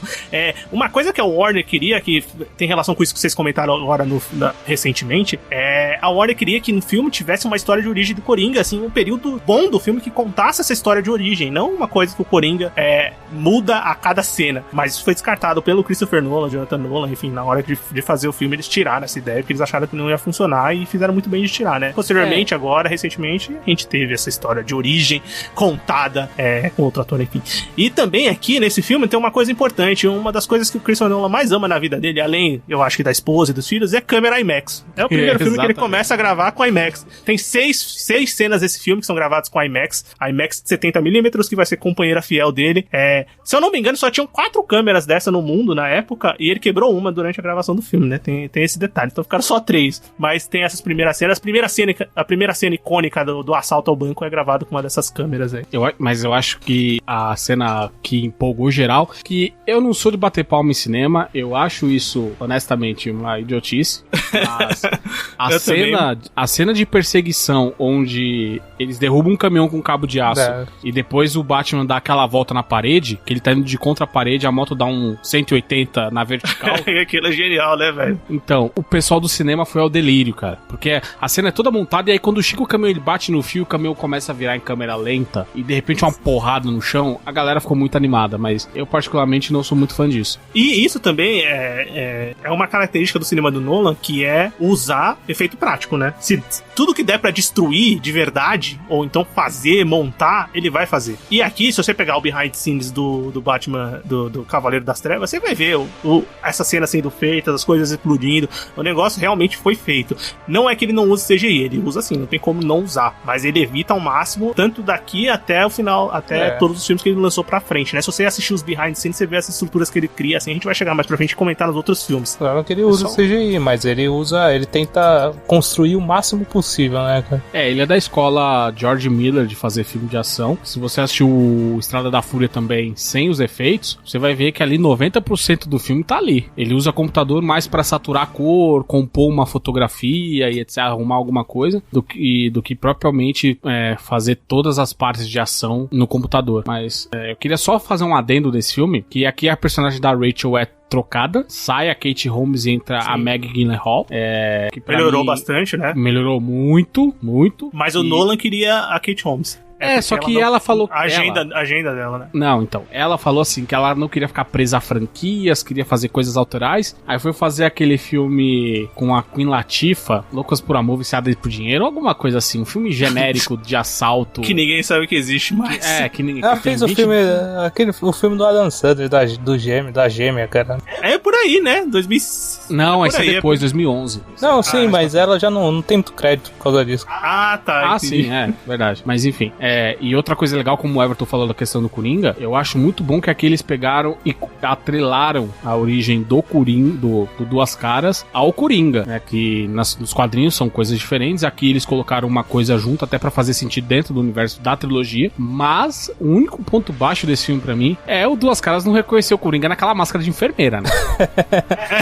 Ali Tá merda, velho. É pra você vai, não fica... Não, aquilo é de uma patetice sem tamanho, me desculpa. Eu adoro o filme, acho maravilhoso, mas essa cena é ridícula, cara. Cara, não, mas falando do Duas Caras, eu gosto da atuação do Aaron Eckhart lá. Também gosto. Eu acho bem legal. E, puta, o Jim Gordon do Gary Oldman, cara, nesse filme ele mostra bem que tá bem da hora, sabe? Sim, o elenco é muito bom, né? Os atores são muito bons. Eu acho que também quando você tem uma atuação... Que o ator, quando ele tá no set com um cara que faz uma atuação como o Heath Ledger fez, o cara deve perceber que ali é uma atuação... O Christopher Nolan falava, mano, quando ele começava a atuar, eu sabia que aquilo ali era especial, que era uma coisa que ia ser definitiva, né? E tem até um behind the scenes lá que o Michael Caine esqueceu. O Michael Caine, que não é um ator que começou no Batman Begins, né? Então, ele começou fazendo o filme do Pelé jogando futebol. Pois é. Não foi, Caine... mas...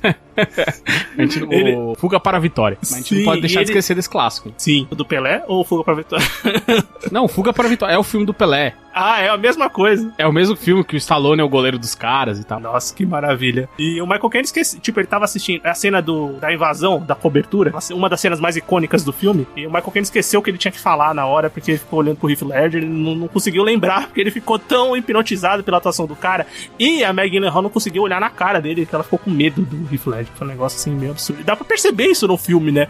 É um negócio assim, é um filme que realmente ele marca como um filme de herói, filme de super-herói, filme de ação, marca a carreira do Christopher Nolan e marca também como um patamar de atuação também ali, que posteriormente vai tentar virou quase uma obsessão em replicar o Coringa do Heath Ledger, né, no cinema. Ficou tipo meio que isso. E lembrando que muitos atores não queriam fazer o Coringa porque tinha a sombra do Jack Nicholson e eles falavam, puta, não quero entrar nesse personagem porque o Jack Nicholson fez um papel tão grande, tão lembrado e tal. E o Heath Ledger, como tinha negado fazer o Batman, ele falou, não, agora eu quero fazer o Coringa, eu quero estar nesse filme de qualquer jeito. Então, essa é uma discussão que eu acho que vale a pena. Qual que é melhor? Qual que é o melhor Coringa? Cara, eu acho o do Heath Ledger absurdamente melhor. Não atores, mas eu não consigo decidir. A minha única certeza é que o Jared Leto é o pior. Não, assim, essa aí é fácil.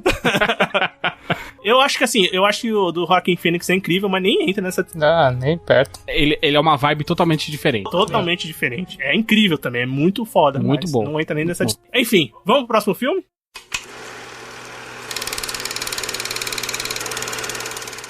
Em 2010, o Christopher Nolan vai lançar A Origem, título aqui no Brasil, ou Inception. O roteiro é do próprio Christopher Nolan. O ator que ele traz é o personagem principal do filme, o Cobb. Qual é o nome dele completo? Eu esqueci. Don Cobb, né? Isso. Cobb, que já tinha sido personagem lá do Following, ele pegou o mesmo nome, ó, você viu?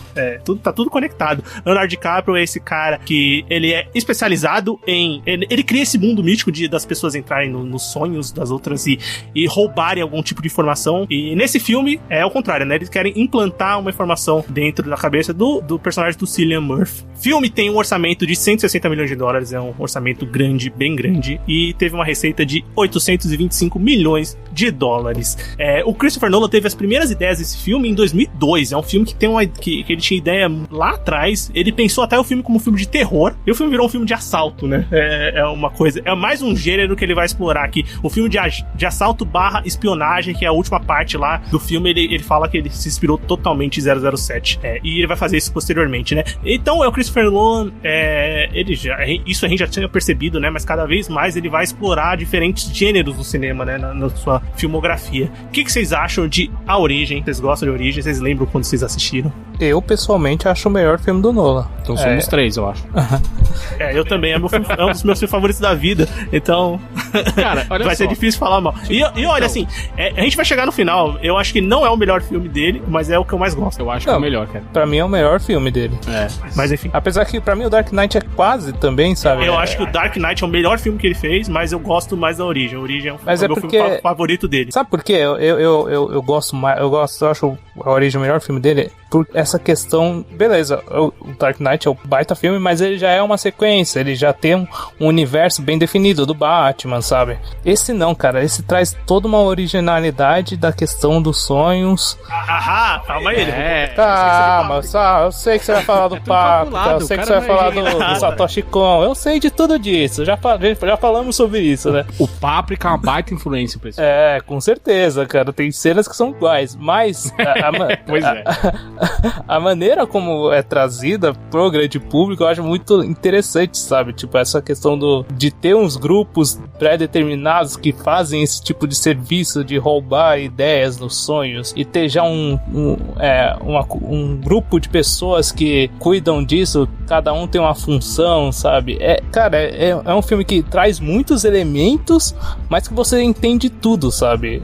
É muito bem estabelecido no filme, eu acho muito foda isso. A construção de mundo realmente desse filme é absurda, velho, é muito foda. E no caso, não só a construção narrativa, mas a construção visual, e não à toa eles são chamados de arquitetos, né, ao longo do filme. Sim. Essas pessoas capazes de construírem coisas do nada dentro do sonho. Então, e isso é muito bem mostrado na cena onde ele tá conhecendo, onde ele tá recrutando a personagem da Ellen Page. Mas o outro fator que me motiva muito desse filme, o Everton falou da questão dele ser um filme criado do zero, ser uma coisa nova, desconectada, é essa ideia de você trazer um mundo fantasioso e adaptá-los a conceitos do mundo real. Porque é muito fácil você fazer um filme no sonho, aqui é o sonho, pode tudo. A gravidade não funciona, você tem teletransporte. Não, apesar do filme se passar dentro do sonho, ele ainda tem coisas do mundo real dentro dele e que carregam a história. E essas influências que vão acontecendo quando eles vão indo cada vez mais fundo, isso pra mim é uma coisa bem importante no filme e dá um senso de urgência muito bom.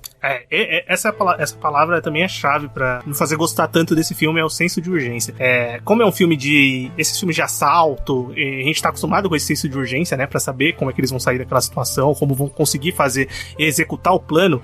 Esse filme faz isso de uma maneira perfeita, cara. Você tá toda hora querendo saber como eles vão sair. A questão dos níveis sempre uma coisa que o Nolan usa também bastante nos seus filmes, que nesse filme ele tem 3 níveis, né, então cada nível vai acontecendo alguma coisa que vai fazer parte da resolução como todo. Nos outros filmes também tem sempre uma história sendo contada, aí ele corta pra outra história sendo contada, que as duas estão no clímax, sabe? E as duas vão chegar de alguma maneira. Nem todas as vezes ele acerta isso, mas enfim, a gente vai chegar lá.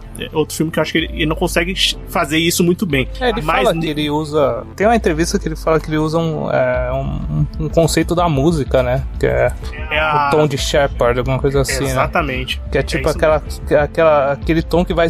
É como se ele fosse subindo, mas nunca vai chegar no lugar, sabe? Então ele usa muito esse conceito nos filmes dele. Realmente, principalmente nessas cenas do final, quando eles estão em 3 níveis de sonho diferentes. Então, tipo, vai acontecendo uma coisa num sonho, tá acontecendo a mesma coisa no outro, tá acontecendo uma outra coisa no outro, e você nunca vai chegar no ponto final, sabe? No clímax. Ele sempre vai criando essa sensação de, quando vai chegar? Quando vai chegar? Quando vai chegar? E a trilha do Hans Zimmer é toda criada também com essa característica musical, né? Pra combinar ainda mais. Você falou só das camadas, só pra eu não esquecer. Na TV japonesa, quando esse filme foi exibido, eles tinham que colocar assim, eles colocaram no canto da tela qual que nível de sonho que eles estavam, porque eles achavam que o filme era confuso. Isso que a gente acha os orientais... Inteligentes. Mas a gente tá vendo que tem Kim Kataguiri fora do Brasil também. Mas outra coisa marcante desse filme, cara, e que eu não posso deixar passar batido, é que esse filme nos deu o melhor meme do DiCaprio, que é a cara dele confuso. Uhum. É verdade. Não deixa de ser verdade. Aquele é maravilhoso, cara. Cara, ainda quero ver o Leonardo DiCaprio em outro filme do Christopher Nolan. Tenho dito. Aqui, as figurinhas carimbadas que tem, o Cillian Murphy volta mais uma vez, né? O Michael Caine tá no filme, o Ken Watanabe tá no filme. Aí tem o Joseph Gordon-Levitt, que depois vai voltar. O Tom Hardy. O Tom Hardy, que vai voltar depois. A Marion Cotillard também vai voltar. Enfim, tem uma galera, assim, bem legal. Mas, assim, cara, eu acho que é um filme incrível, cara. Visualmente incrível. Se você nunca viu, veja o behind the scenes desse filme, que é espetacular. Ver tudo que foi construído. Principalmente a cena da gravidade que o personagem Joseph Gordon-Levitt luta mesmo. Eles ensaiaram muito tempo pra fazer esse filme. O behind the scenes dessa cena é incrível. Veja, vale muito a pena pra você ver a construção que o Christopher Nolan traz pro seu filme. Vamos continuar?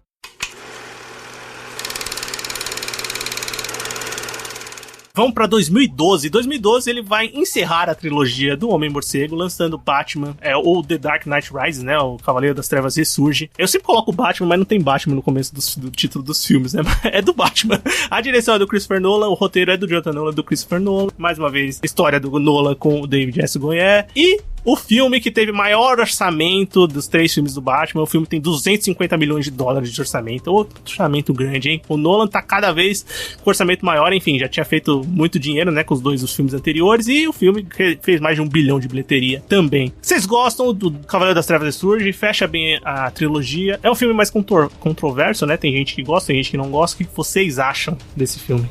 Que é o mais fraco da trilogia, de longe pra mim. Eu lembro quando eu assisti no cinema, de ter saído com uma impressão positiva, mas depois assistindo de novo, essa impressão foi caindo e eu fui percebendo alguns problemas muito graves ao longo do filme. Eu acho que o maior deles é a duração. É um filme excessivamente longo. Esse é um filme dele que realmente dava pra cortar coisa e você dinamizar a história, de modo geral, mas principalmente algumas questões de roteiro e o mau uso de vários personagens ao longo do filme. A personagem que depois é revelada como a Talia al Ghul é simplesmente passável qualquer coisa. O Bane se apresenta como um perigo imenso e na verdade nunca fez muita coisa pra provar o que ele era de fato. O chefe de polícia, que eu esqueci o nome agora, que era interpretado pelo Matt Modine, que eu acho ele horroroso, também não serve pra muita coisa. Só serve pra fazer uma pose heróica no final e tomar um tiro e morrer desmaiado no chão, porque não tem sangue, né, de novo. Mas eu acho que principalmente a crítica velada que o Nolan coloca ali, porque esse filme saiu à época daquele movimento Occupy Wall Street, que foi uma série de protestos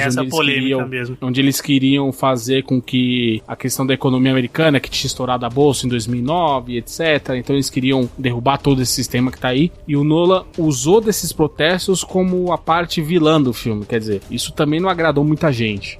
O que eu lembro também é de ter assistido, foi o único que eu assisti no cinema, dos Batmans. Eu também. E eu me lembro de ter saído, achando o filme bem legal, sabe? Atualmente eu também acho que ele é o mais fraco dos 3 filmes do Batman. Pra mim ele tem alguns probleminhas de roteiro também, que algumas coisas que acabam não fazendo muito sentido, sabe? A cura mística, qualquer coisa do personagem principal cara... Os golpes mesmo do Bane lá em Gotham, acho que tipo, meio sem noção, sabe? A polícia é muito burra, sabe?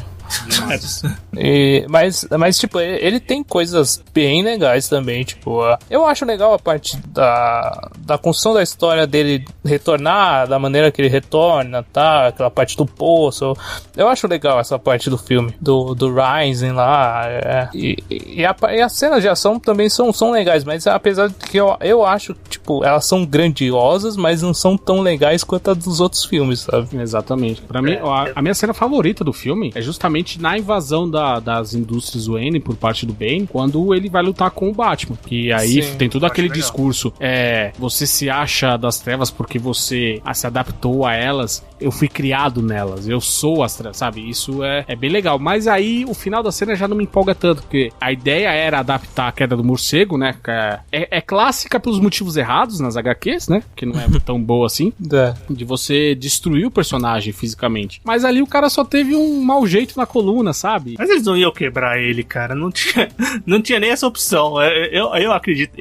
Eu acho que o filme, eu gosto do filme. Ele realmente tem problemas graves de roteiro. Mas assim, primeiro, assistindo no cinema, ele empolga pra caralho. Eu acho a cena inicial do filme, assim, uma das melhores da trilogia. Aquela cena do avião, eu acho absurdamente. Eu acho fantástica aquela cena. É foda pra caralho. E posteriormente tem outras cenas de ação que são legais. O roteiro realmente ele é bem furado. E eu acho que esse filme, se você pensar, ele é o filme que tem menos Nolan e é mais blockbuster. Sim. Ele é um blockbuster direto, é um roteiro mais raso, que tem os Deus Ex Machina, tem as coisas acontecendo porque elas têm que acontecer, tem os furos de... pro pessoal, é mais pipoca, é mais pra você ver as cenas de ação e ver o desenrolar da história. Quem assistiu os outros filmes, e principalmente quem conhece a filmografia do Christopher Nolan, consegue apontar e ver que não tem tanto a essência dele nesse filme. Tem as cenas de ação grandiosas, mas o roteiro realmente ele deixa a desejar, e é uma coisa que ele se preocupa muito nos seus filmes. Outra coisa que me incomoda... Mas só pra terminar, Anderson, até essa parte que você falou da cena clássica, eu acho que o filme vai muito bem.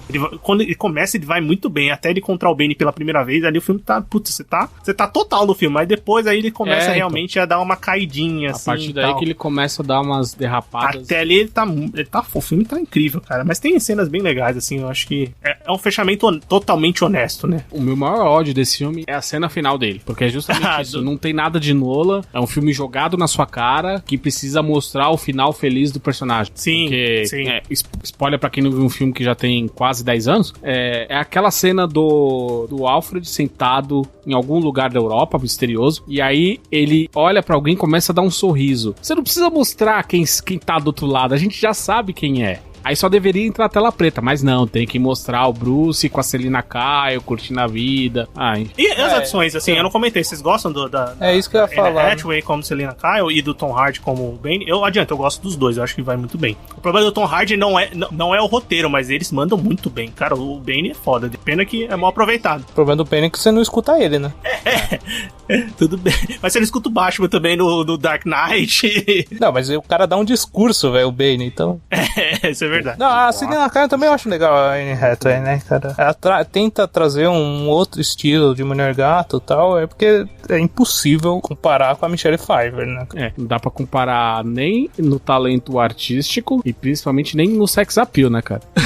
Apesar de eu não gostar muito disso, mas eu particularmente eu acho a Anne Hathaway sem sal ali, ok, mas enfim, não é o caso. Mas entregando o personagem é o que eu mais gosto do filme.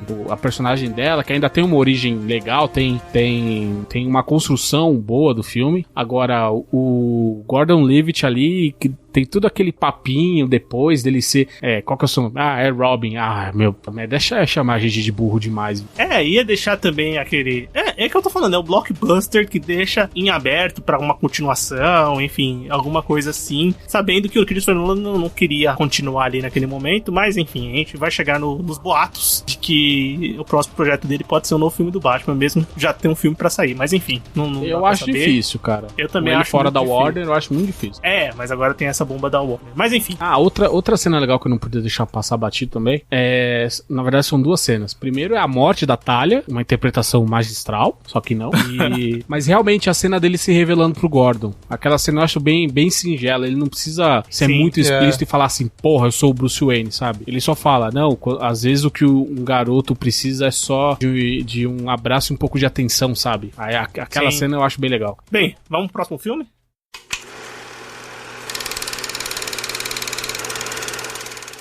2014, a cada 2 anos, né, Christopher Nolan lança seu filme. Espero que ele continue assim. Bem, em 2014, Christopher Nolan vai lançar Interstellar, com o roteiro dele e do irmão dele, Jonathan Nolan. O filme é protagonizado pelo Matthew McConaughey, tem a Anne Hathaway, tem a Jessica Chastain, tem o Casey Affleck, que não tem o Ben Affleck, que depois vai virar o Batman, mas tem o irmão dele aqui, enfim. O filme tem um orçamento de 165 milhões de dólares e faturou 675 milhões. É o Christopher Nolan se aventurando na ficção científica. E aí, vocês gostam de Interestelar? Eu gosto, cara. Eu gosto bastante desse filme, cara. Eu acho... na verdade, eu assisti... Eu me lembro de ter assistido, acho que ele uma vez só, cara.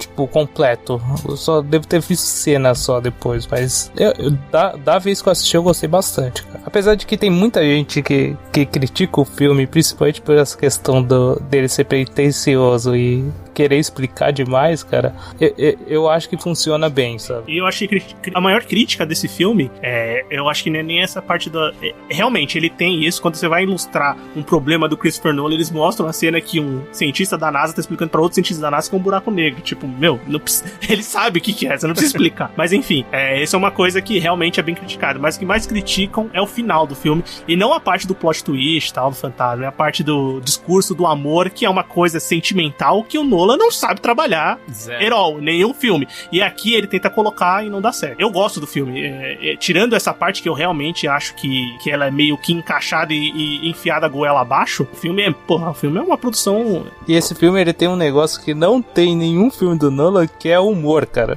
Ele tenta, né? Cara, o humor do robô é muito bom, cara. Eu acho muito legal, velho. Não, funciona mesmo, tem razão. O do TARS, né?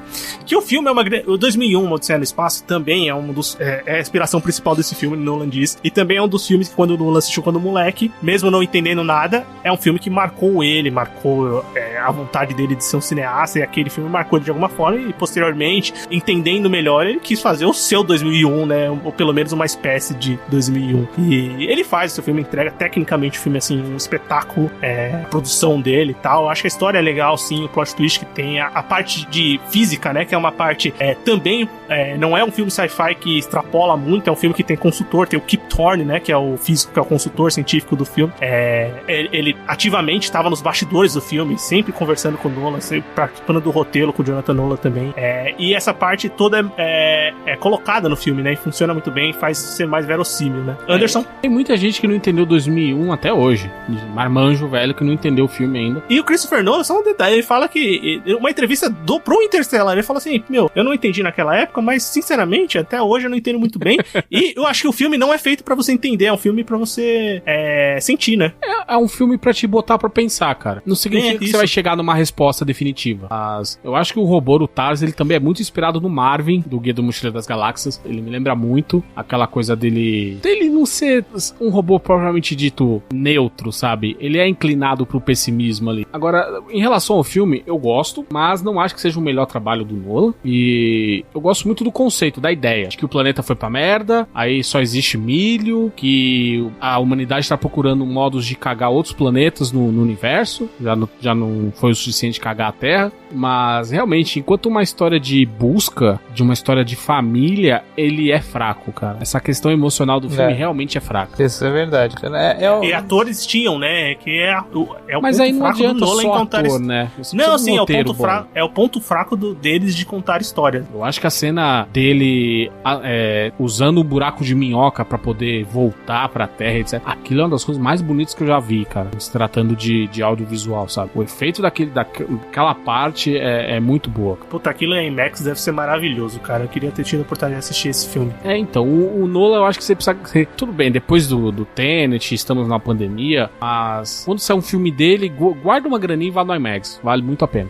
Assim, visualmente, né? Não, eu ia falar da história em si, né? Que nesse filme a má ideia é resgatar o Matt Damon, né? Começa aí, né? Verdade. Que ele é um safado nesse filme, cara. São sem vergonha nesse filme, né? Ele tá basicamente com a mesma roupa, né? Quase o mesmo personagem do Perdido em Marte, tacou ele aqui só que ele muda a personalidade completamente. Mas aí é preguiça do Ridley Scott, né? Sim. E Ridley Scott, esse, Everton, só pra eu não perder o gancho, um dos diretores que o Nolan mais idolatra, assim, um dos principais diretores que quando ele viu Alien também pela primeira vez, e Blade Runner, eles falam que foi influências, assim, gigantescas pro cinema dele. Pena que o Ridley Scott não é que nem o Nolan, que mantém uma frequência de acertos, né? Mas aproveitando que vocês citaram o Matt Damon, o Jason Bourne, por exemplo, o filme Perdido em Marte é do ano seguinte, e eu acho muito melhor que Interstellar. Eu prefiro Interstellar. Eu prefiro Perdido em Marte também. Eu prefiro Perdido em Marte, cara. Nesse filme que eu acho também muito legal é a representação dos planetas lá, aquele planeta de água, sabe? Só água. A maneira que eles fogem lá. E todas as cenas no espaço são, mano, um absurdo de legal, bonito, sabe? A parte quando ele foge do planeta lá onde ele tava lá com o Matt Damon, cara, aquilo é sensacional, velho. E mais uma vez eu faço apelo, assistam o Behind the Scenes do Interstellar. Esses cenários, assim, ele levou eles mesmo pra cenários, assim, incríveis. A Anne Hathaway teve, nessas cenas da água, tal, ela teve hipotermia, tal, porque o traje encheu de água gelada, assim, foi um negócio bem complicado, mas enfim, coisas de ator, né, que ganham $milhões e, bem, tá tudo bem, né? Você não vai sobreviveu, o dinheiro entra na conta, tá tudo certo. Mas o Christopher Nolan usa nesse filme, principalmente para as naves, tal, para que fazem as viagens, tal, miniaturas, né, maquetes, tal, porque ele não faz a criação em CGI. Também ele usou isso nas precisões de carro no Batman, tal. Nesse filme ele usa bastante. E ele também criou os cockpits das naves para que fosse tamanho real, para os atores se sentirem lá dentro mesmo, tal. E ele se baseou muito nos documentários da NASA. Tipo, ele pegava o documentário da NASA, recriava ali mais ou menos a nave e tal, e os atores assistiam aquilo tal, pra poder atuar melhor, né, e trazer mais verdade naquilo, né, e é incrível do Interstellar também. Vamos continuar? Tá acabando, hein? Tá acabando.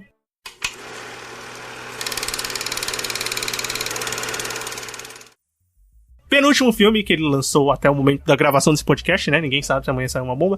Em 2017, Christopher Nolan lança Dunkirk, ou Dunkirk, acho que é Dunkirk, que o roteiro é do próprio Christopher Nolan. Bem, esse é o filme que ele trabalha, assim, tem atores famosos, tem o Tom Hardy, tem o Mike Rylance, tem o Cillian Murphy, todos os personagens ali, é que esse filme não tem muito protagonista, né? Porque o filme é bem dividido ali em 3 partes, né? Mas tem o Phil Whitehead, o Tom Glencarney, que são os personagens, tem o Harry Styles, que você deve conhecer aí como cantor de alguma música, que eu não conheço nenhuma música do Harry Styles. Do One Direction, da banda. Ele era do One Direction, né? Mas agora ele faz carreira só, eu não conheço nenhuma música dele, mas enfim, ele é um cara famoso, né? E também, quando lançaram, foram falar, tipo, tem o Harry Styles no filme, foi aquele negócio, mas ele não é ator, por que tá fazendo o filme do Christopher Nolan? Enfim. Honestamente, ele mandou bem, eu achei que ele mandou bem. Ele mandou bem, cara, ele manda bem no filme. Mas enfim, esse filme do Nolan, que saiu em 2017, ele vai retratar, ele se passa em Dunkirk, ou Dunkerque, né? Em português mesmo, que é a operação, que retrata a história da Operação Dínamo, né? Que é uma evacuação de Dunkirk, né? Dessa praia, de soldados dos aliados, né? Soldados belgas, do Império Britânico e da França, estão sendo atacados pelo exército alemão ali na Segunda Guerra Mundial. O filme se basa basicamente em 3 pontos, né? Ele mostra ali os soldados ali em terra, mostra pessoas civis no mar, né? Que vão fazer parte também desse resgate, e também os aviadores, né? O pessoal no ar, né? Nos aviões de batalha. O que vocês acham de Dune? O que vocês gostam desse filme? Eu assisti com o Everton no cinema, isso eu tenho certeza. Sim, é uma experiência fantástica assistir esse filme no cinema, cara. E ele faz muita diferença se você não assistir ele no cinema. Isso que é o chato pra mim, tá ligado? Do triste do filme, sabe? Eu assisti já esse filme fora do cinema, na TV, assim, não é a mesma coisa, cara. Ele perde muito, muito mesmo. Principalmente na questão da sonoplastia, né, cara? Porque esse filme é totalmente o barulho. Você escutar o avião chegando, você escutar a bomba estourando do lado, a música crescendo. De maneira geral, ele é muito bom, cara. Eu acho muito legal também, porque ele é bem curto, né? Ele é uma história bem rápida. Não tem muita firula. Ele é extremamente bem feito, bem técnico. Principalmente as cenas dos pilotos, cara. Eu acho muito foda. Eu acho que tecnicamente é o melhor filme dele. Que ele usou, tipo, tudo que era possível de usar de técnica, assim, de dinheiro. O filme não tem o maior orçamento dele, né? Tem $100 milhões de orçamento e faturou $526 milhões. Mas, assim, tecnicamente, assim, o uso de câmera e tal, que ele fez as coisas mais legais da filmografia dele, porque é um filme totalmente imersivo, né? E ele não... O som realmente é um negócio absurdo, principalmente quando você assiste no cinema, mas eu acho que o filme mesmo, ele é montado pra você ter a sensação de que você tá fazendo parte daquilo ali, né? Onde as câmeras são colocadas e como as cenas são montadas, você fica muito imerso naquele acontecimento, né? Eu acho importante também que esse filme é a primeira incursão dele numa história real, né? Porque até então é tudo fantasioso. Sim. Mas principalmente a questão das cenas de batalha, a parte visual da batalha do Tom Hardy piloto.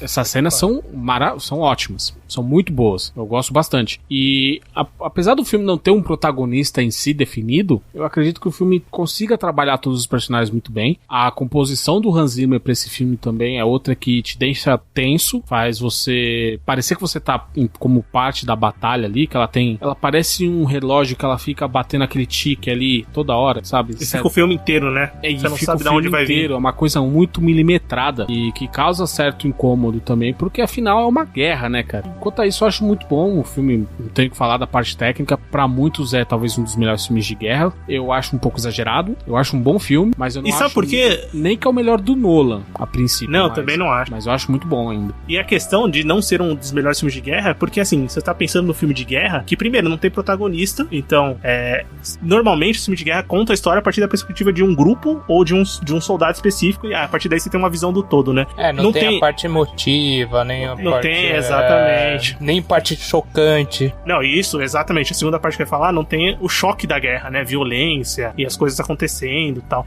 Se eu não me engano, o filme do Mel Gibson, esqueci, Até o Último Homem, se eu não me engano, que saiu perto do Dunkirk, saiu antes, sim, um pouco antes. O Hacksaw Ridge com o Andrew Garfield. Exatamente, é um filmaço também, um filme muito bom. Mas ele é totalmente isso, ele tem um personagem, um soldado, que é um soldado médico, né, ali, que vai pro campo de batalha e tem o gore vamos dizer assim, o gore, tem o gore da batalha, né? Tem aquela coisa realmente bruta de uma guerra, né? Sendo mostrada. Então é uma perspectiva diferente do filme de guerra. Aqui o Nolan faz um filme de guerra que não tem uma gota de sangue. E é o primeiro filme do Nolan que ele foi indicado pra diretor no Oscar, né? Pra melhor diretor, né? Porra.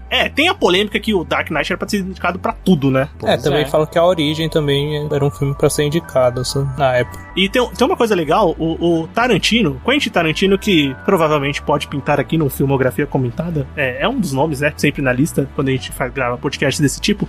Ele é um fãzaço desse filme. Ele considera o Dunkirk um dos melhores filmes da década, assim, 2010 pra cá. Ele coloca ali no topo. Ele gravou um podcast, acho que o Anderson mandou um dia no grupo, né? O The Watchables, que os caras reassistem os filmes, sabe? Não, acho que eu não mandei isso não, cara. É um podcast americano. Talvez você tenha mandado um link que tinha alguma coisa disso. É um podcast americano, tá? De um site chamado The Ringer. Eles escolhem filmes, né? Antigos, tal, e reassistem e comentam. O Tarantino não foi muito longe. Ele escolheu o Dunkirk pra comentar, porque é um filme que ele realmente gosta.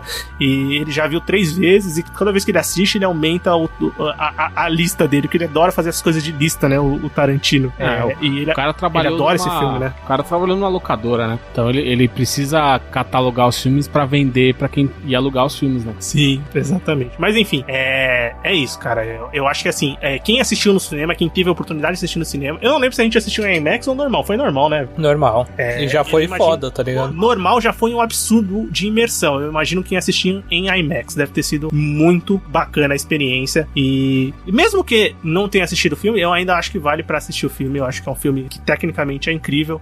Ele conta a história de uma maneira diferente das histórias de guerra que você tá acostumado. Porque assim, ele se você assistir normalmente, ele é um filme muito bom, sabe? Mas no cinema ele é ótimo, velho. Sim, exatamente. É isso? Vamos pro próximo filme? Vamos fechar?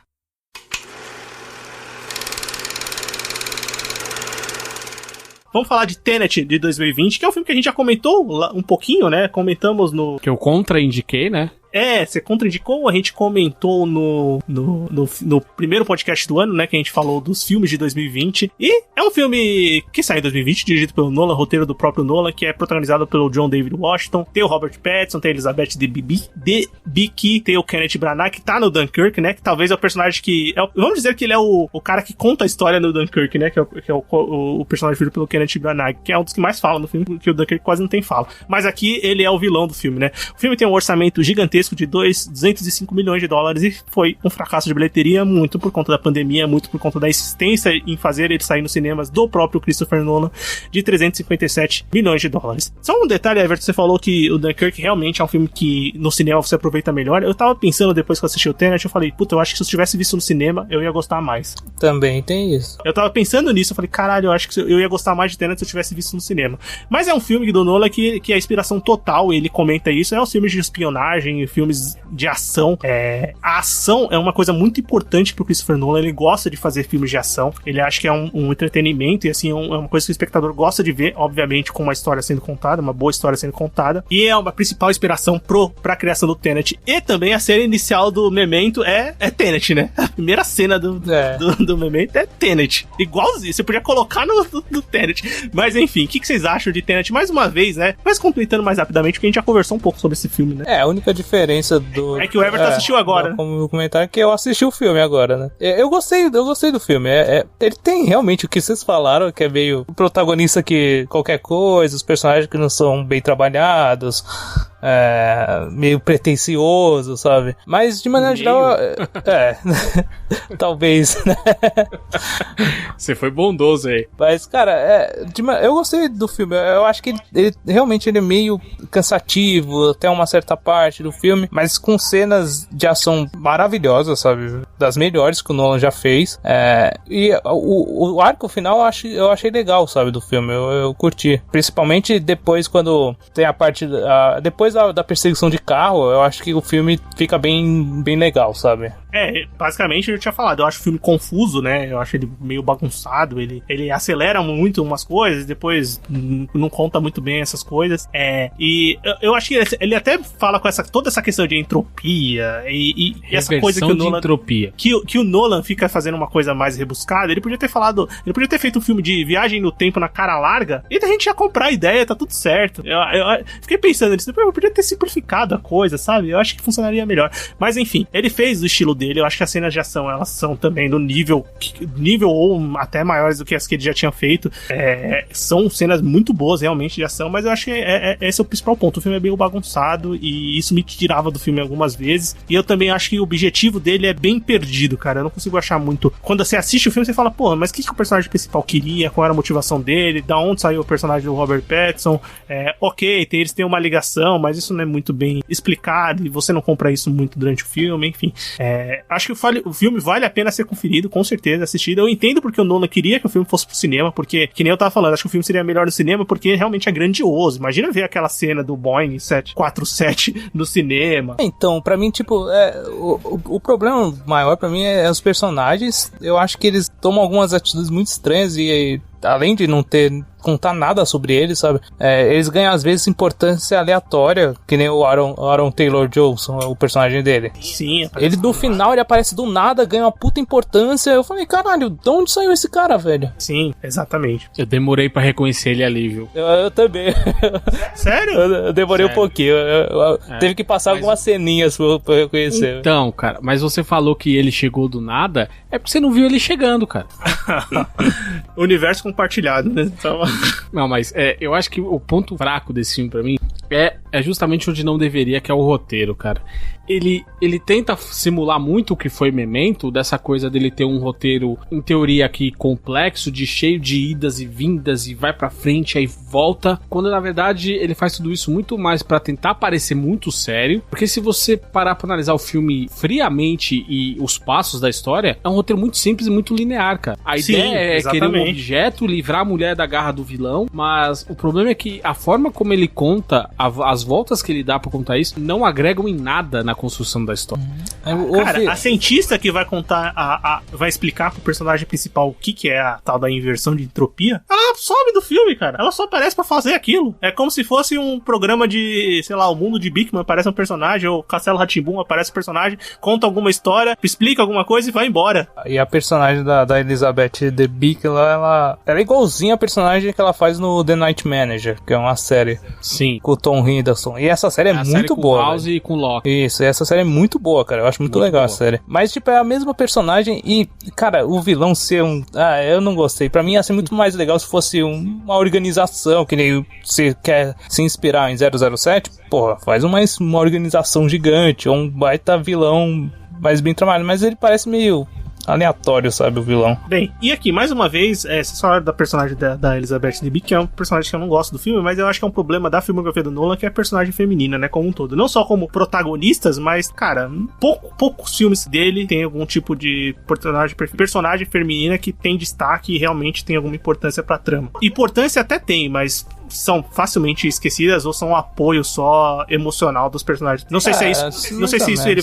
Não, tipo, de cabeça assim, então, Amnésia, A Origem, Interestelar. É de 10 filmes? Não, sim, mas... não, sim, sim. Eu acho que talvez mas, seja... tipo, eu acho que dá pra entender. Por exemplo, da Segunda Guerra, é um filme muito focado realmente na batalha. Então, tipo... Esse não tinha como. Não tinha como. O Batman tem a Mulher Gato e tal, mas os outros não tem uma personagem tão forte. Tem a Rachel só, sabe? Eu não sei, eu não vejo tanto problema nisso. Eu acho que, realmente, ele não trabalha bem. Ele não sabe trabalhar romance, por exemplo. Não, zero. Não sabe fazer isso, de jeito nenhum, sabe? Mas eu não sei se é tão problemático assim. Não sei se é uma coisa dele mesmo. Não vou fazer... não vou trabalhar personagens femininos, sabe? Eu acho que isso não é pensado. Eu acho que é só uma falha mesmo dele. Então, depende da história ser contada. Sim. Se for uma história que precisa... As histórias dele, né? Se for uma história que precisa, realmente ele não vai conseguir fazer. Tipo, o Prestígio. Eu acho que precisava e ele não soube fazer. Nessa parte especificamente. Mas, enfim. Bem... Eu ia perguntar o filme favorito de vocês, mas vocês adiantaram a pauta, né? Não, o favorito ou o melhor? Então vamos, qual é o melhor e qual é o favorito? Vai, que nem eu já comentei. Eu já comentei, né? Eu acho que o melhor é o Cavaleiro das Trevas e o meu favorito é a Origem. O meu é o contrário, meu favorito é o Cavaleiro das Trevas e o melhor é a Origem, cara. Eu tô com o Everton nessa, cara. Bem, a gente escolheu os mesmos filmes, então tudo bem, né? Tudo bem que a ordem foi um pouquinho ao contrário. Não, a culpa não é nossa. O Christopher, então, acho que é unânime. O Christopher Nolan vai ficar muito satisfeito com esse podcast. Mas acho que é isso. isso, né? Você também, ouvinte, comenta com a gente qual que é o melhor filme do Christopher Nolan e qual que é o que você mais gosta. E assim, a gente chega no final de 10 filmes e não tem nenhum filme ruim, né? Não tem nenhum filme que é bomba do Christopher Nolan. Ele é um diretor, assim, e que tem uma filmografia que não tem bomba, que não tem filme ruim. Até se você ver notas, assim, de sites, mano, não tem nenhum que é abaixo de 7, 7.2, 7... Tipo, mano, tem muito diretor que tem filme assim, sabe? Sim, com certeza. Bem, vamos pro bloco final? Vamos. Recomendações, críticas e o que mais vier à nossa cabeça agora no bloco final. Bloco final do Sofaverso começando. Agora é hora da gente comentar alguma coisa que a gente assistiu, alguma coisa que a gente leu, alguma coisa que a gente jogou, alguma coisa que a gente escutou. Quem quer começar? Bom, assim como eu assisti o Tenet, que era um dos filmes que eu não tinha assistido e não tinha comentado no podcast de filme de 2020, né? Eu assisti outro filme também, que é o Soul, da Pixar, cara. E eu achei muito bom, cara. Também, eu não tenho muito o que falar, né? Ele realmente, que nem vocês comentaram, ele é bem reflexivo.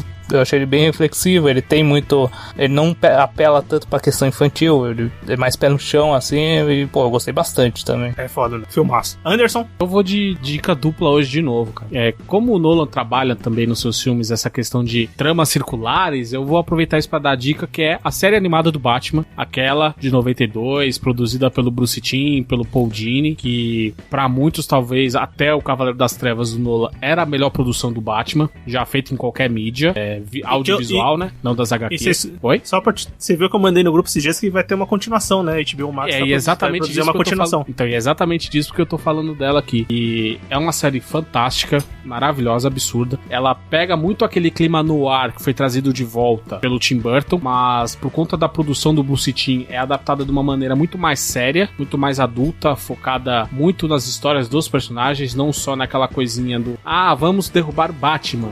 Os personagens coadjuvantes, eles funcionam, mas o ponto principal pra mim é o quão bem o Paul Dini trabalha com os vilões. Eles transformam as motivações dos vilões em coisas palpáveis, que muitas vezes eles não são vilões por serem maus, eles são vilões por uma circunstância que acontece na vida deles, que pra mim, isso é o ápice, é no ponto do episódio do Coração de Gelo, que é a história do Mr. Freeze, que ele era um Zé Ruela, que só tinha poderes de arma de gelo e etc. E aqui é criado toda aquela história que a gente viria a ver no filme do Joel Schumacher depois, que não vale muita coisa, dessa coisa de ser um cientista, mas que a mulher dele tem uma doença incurável e ele congela ela e ele acaba ficando louco por causa disso, porque ele só quer achar uma cura pra mulher. É uma humanização e um crescimento de personagem que a gente não tinha visto até então. E você ter isso partindo de um desenho animado que em teoria seria coisa infantil, é de cair o queixo. E quase 30 anos depois a série continua um primor de qualidade, de roteiro, de animação. Então é uma série que eu recomendo pra todo mundo que veja. E como tá previsto agora, pode ser que saia um reboot ou remake, qualquer coisa assim, eu recomendo que a galera veja essa série pra entender o impacto dela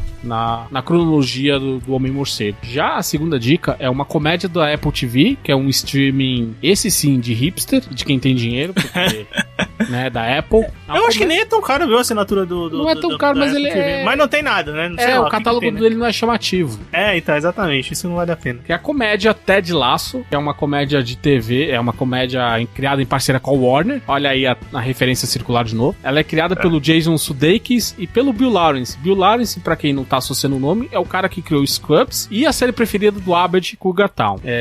E essa história conta a história do Ted Lasso, que ele é um técnico de futebol americano, que ele é contratado pra treinar um time da Premier League, que joga o que os americanos chamam de soccer, que é um esporte totalmente diferente. O cara não sabe nada disso, mas ele vai e conquista as pessoas pelo carisma, pelo bom humor, pelo positivismo dele. E o legal é que esse personagem ele foi criado justamente pelo Sudeikis para comerciais da NBC Sports, quando o West adquiriu os direitos de transmissão da Premier League em 2013, porque afinal, para os Estados Unidos é o soccer, eles não têm ideia de como funciona um jogo jogado com os pés, que para eles tudo tem que ser jogado com as mãos, né? Então ele criou esse personagem pra aí ele aparecer nos comerciais entre os jogos, explicando alguns conceitos, alguns termos do futebol. Então resolveram pegar e criar essa série agora pra Apple TV. Tem 8 episódios de meia hora e ela já foi renovada até a 3ª temporada, e é uma série impagável, tem piadas muito boas, e ela me ganhou quando na primeira série ela já faz uma piada zoando os irmãos Gallagher. Isso pra mim já foi assim, ok, eu vou assistir essa série até o final. Que são fanáticos por futebol, aliás, né? Isso, e a piada é exatamente isso, envolvendo bola e os irmãos Gallagher. Muito bem. Bem, a minha indicação é rápida. Eu vou indicar o mais recente sucesso da Netflix, que é Lupin, ou Lupin, pra quem não tem o francês tão bom quanto o meu. Lupin é essa série da Netflix, né? Uma série... saiu a primeira temporada, agora a primeira parte, protagonizada pelo Omar Sy, que você deve conhecer ali. Tá fazendo Jurassic Park agora, mas tem Os Intocáveis, que acho que é o filme que ele é mais conhecido. É filme francês, né? Não confundir com o filme do Brian De Palma, de 87. Sim, muito bem, Anderson. Muito bem lembrado. Os dois são ótimos filmes. A série é inspirada pelas aventuras do Arsène Lupin, né? Que é um personagem de literatura francesa lá, né? Bem famoso. E o Hassan Diop, que é o personagem principal, né? Vivido pelo Omar Sy, ele recria as ações do Arsène Lupin agora na modernidade, né? Na vida real. E leva a vida ali como um ladrão que rouba dos ricos e tal, mas não dá pros pobres, tá? Ele guarda pra ele mesmo. Ele não é um Robin Hood moderno, né? Não, de maneira nenhuma. E a série, na verdade, ela vai se enrolar na busca da vingança que ele vai ter de um super ricaço ali da França lá, que levou o pai dele a cometer suicídio, né, no começo da história e tal, e posteriormente ele vai tentar resolver isso e tentar derrubar esse ricaço aí com a sua habilidade pra roubar, baseada nas histórias do Lupin. Bem, a série só tem 5 episódios, essa primeira parte, cara, é bem legal de assistir, rápida, você assiste, é divertida, é a típica série que a Netflix fez pra bombar e tá bombando realmente, já tem a história de que a audiência dela vai passar as principais séries ali em primeira semana, primeiro mês, na verdade, né, que tem essa audiência de primeiro mês que eles contam muito, e cara, mas eu acho que é bem legal, o protagonista, né, o Omar Sy é um ator muito carismático, você assiste e realmente fica com vontade de saber o que vai acontecer, porque a história é bem contada. Eu não assisti a série, mas o pouco que eu vi, ela parece muito a releitura do Sherlock Holmes, feita pela BBC. Sim. Essa coisa de você pegar um personagem que é muito antigo, é de 2 séculos atrás e tal, e você adaptar pros tempos modernos, cara. Eu gostei da estética da série, eu vi, gostei. Essa coisa da ação se passar em Paris e etc. Como você falou, o Omar Sy, ele é muito carismático, eu acho ele um bom ator, apesar dele ter feito Transformers também. Mas ele foi pra Hollywood, fez Jurassic Park e tal. Enfim, tudo bem, mas acontece. É uma série que eu tô curioso a ver, mas ainda não assisti. Bem, eu acho que vale a pena. Tem assim, você tem que ter uma suspeição de descrença muitas vezes pelas coisas que acontecem, mas eu acho que é aquele entretenimento que vale a pena, sabe? Rápido, cara, 5 episódios, você assiste e vai embora. A gente falou da filmografia do Nolan, tem que ter muita suspeição de descrença.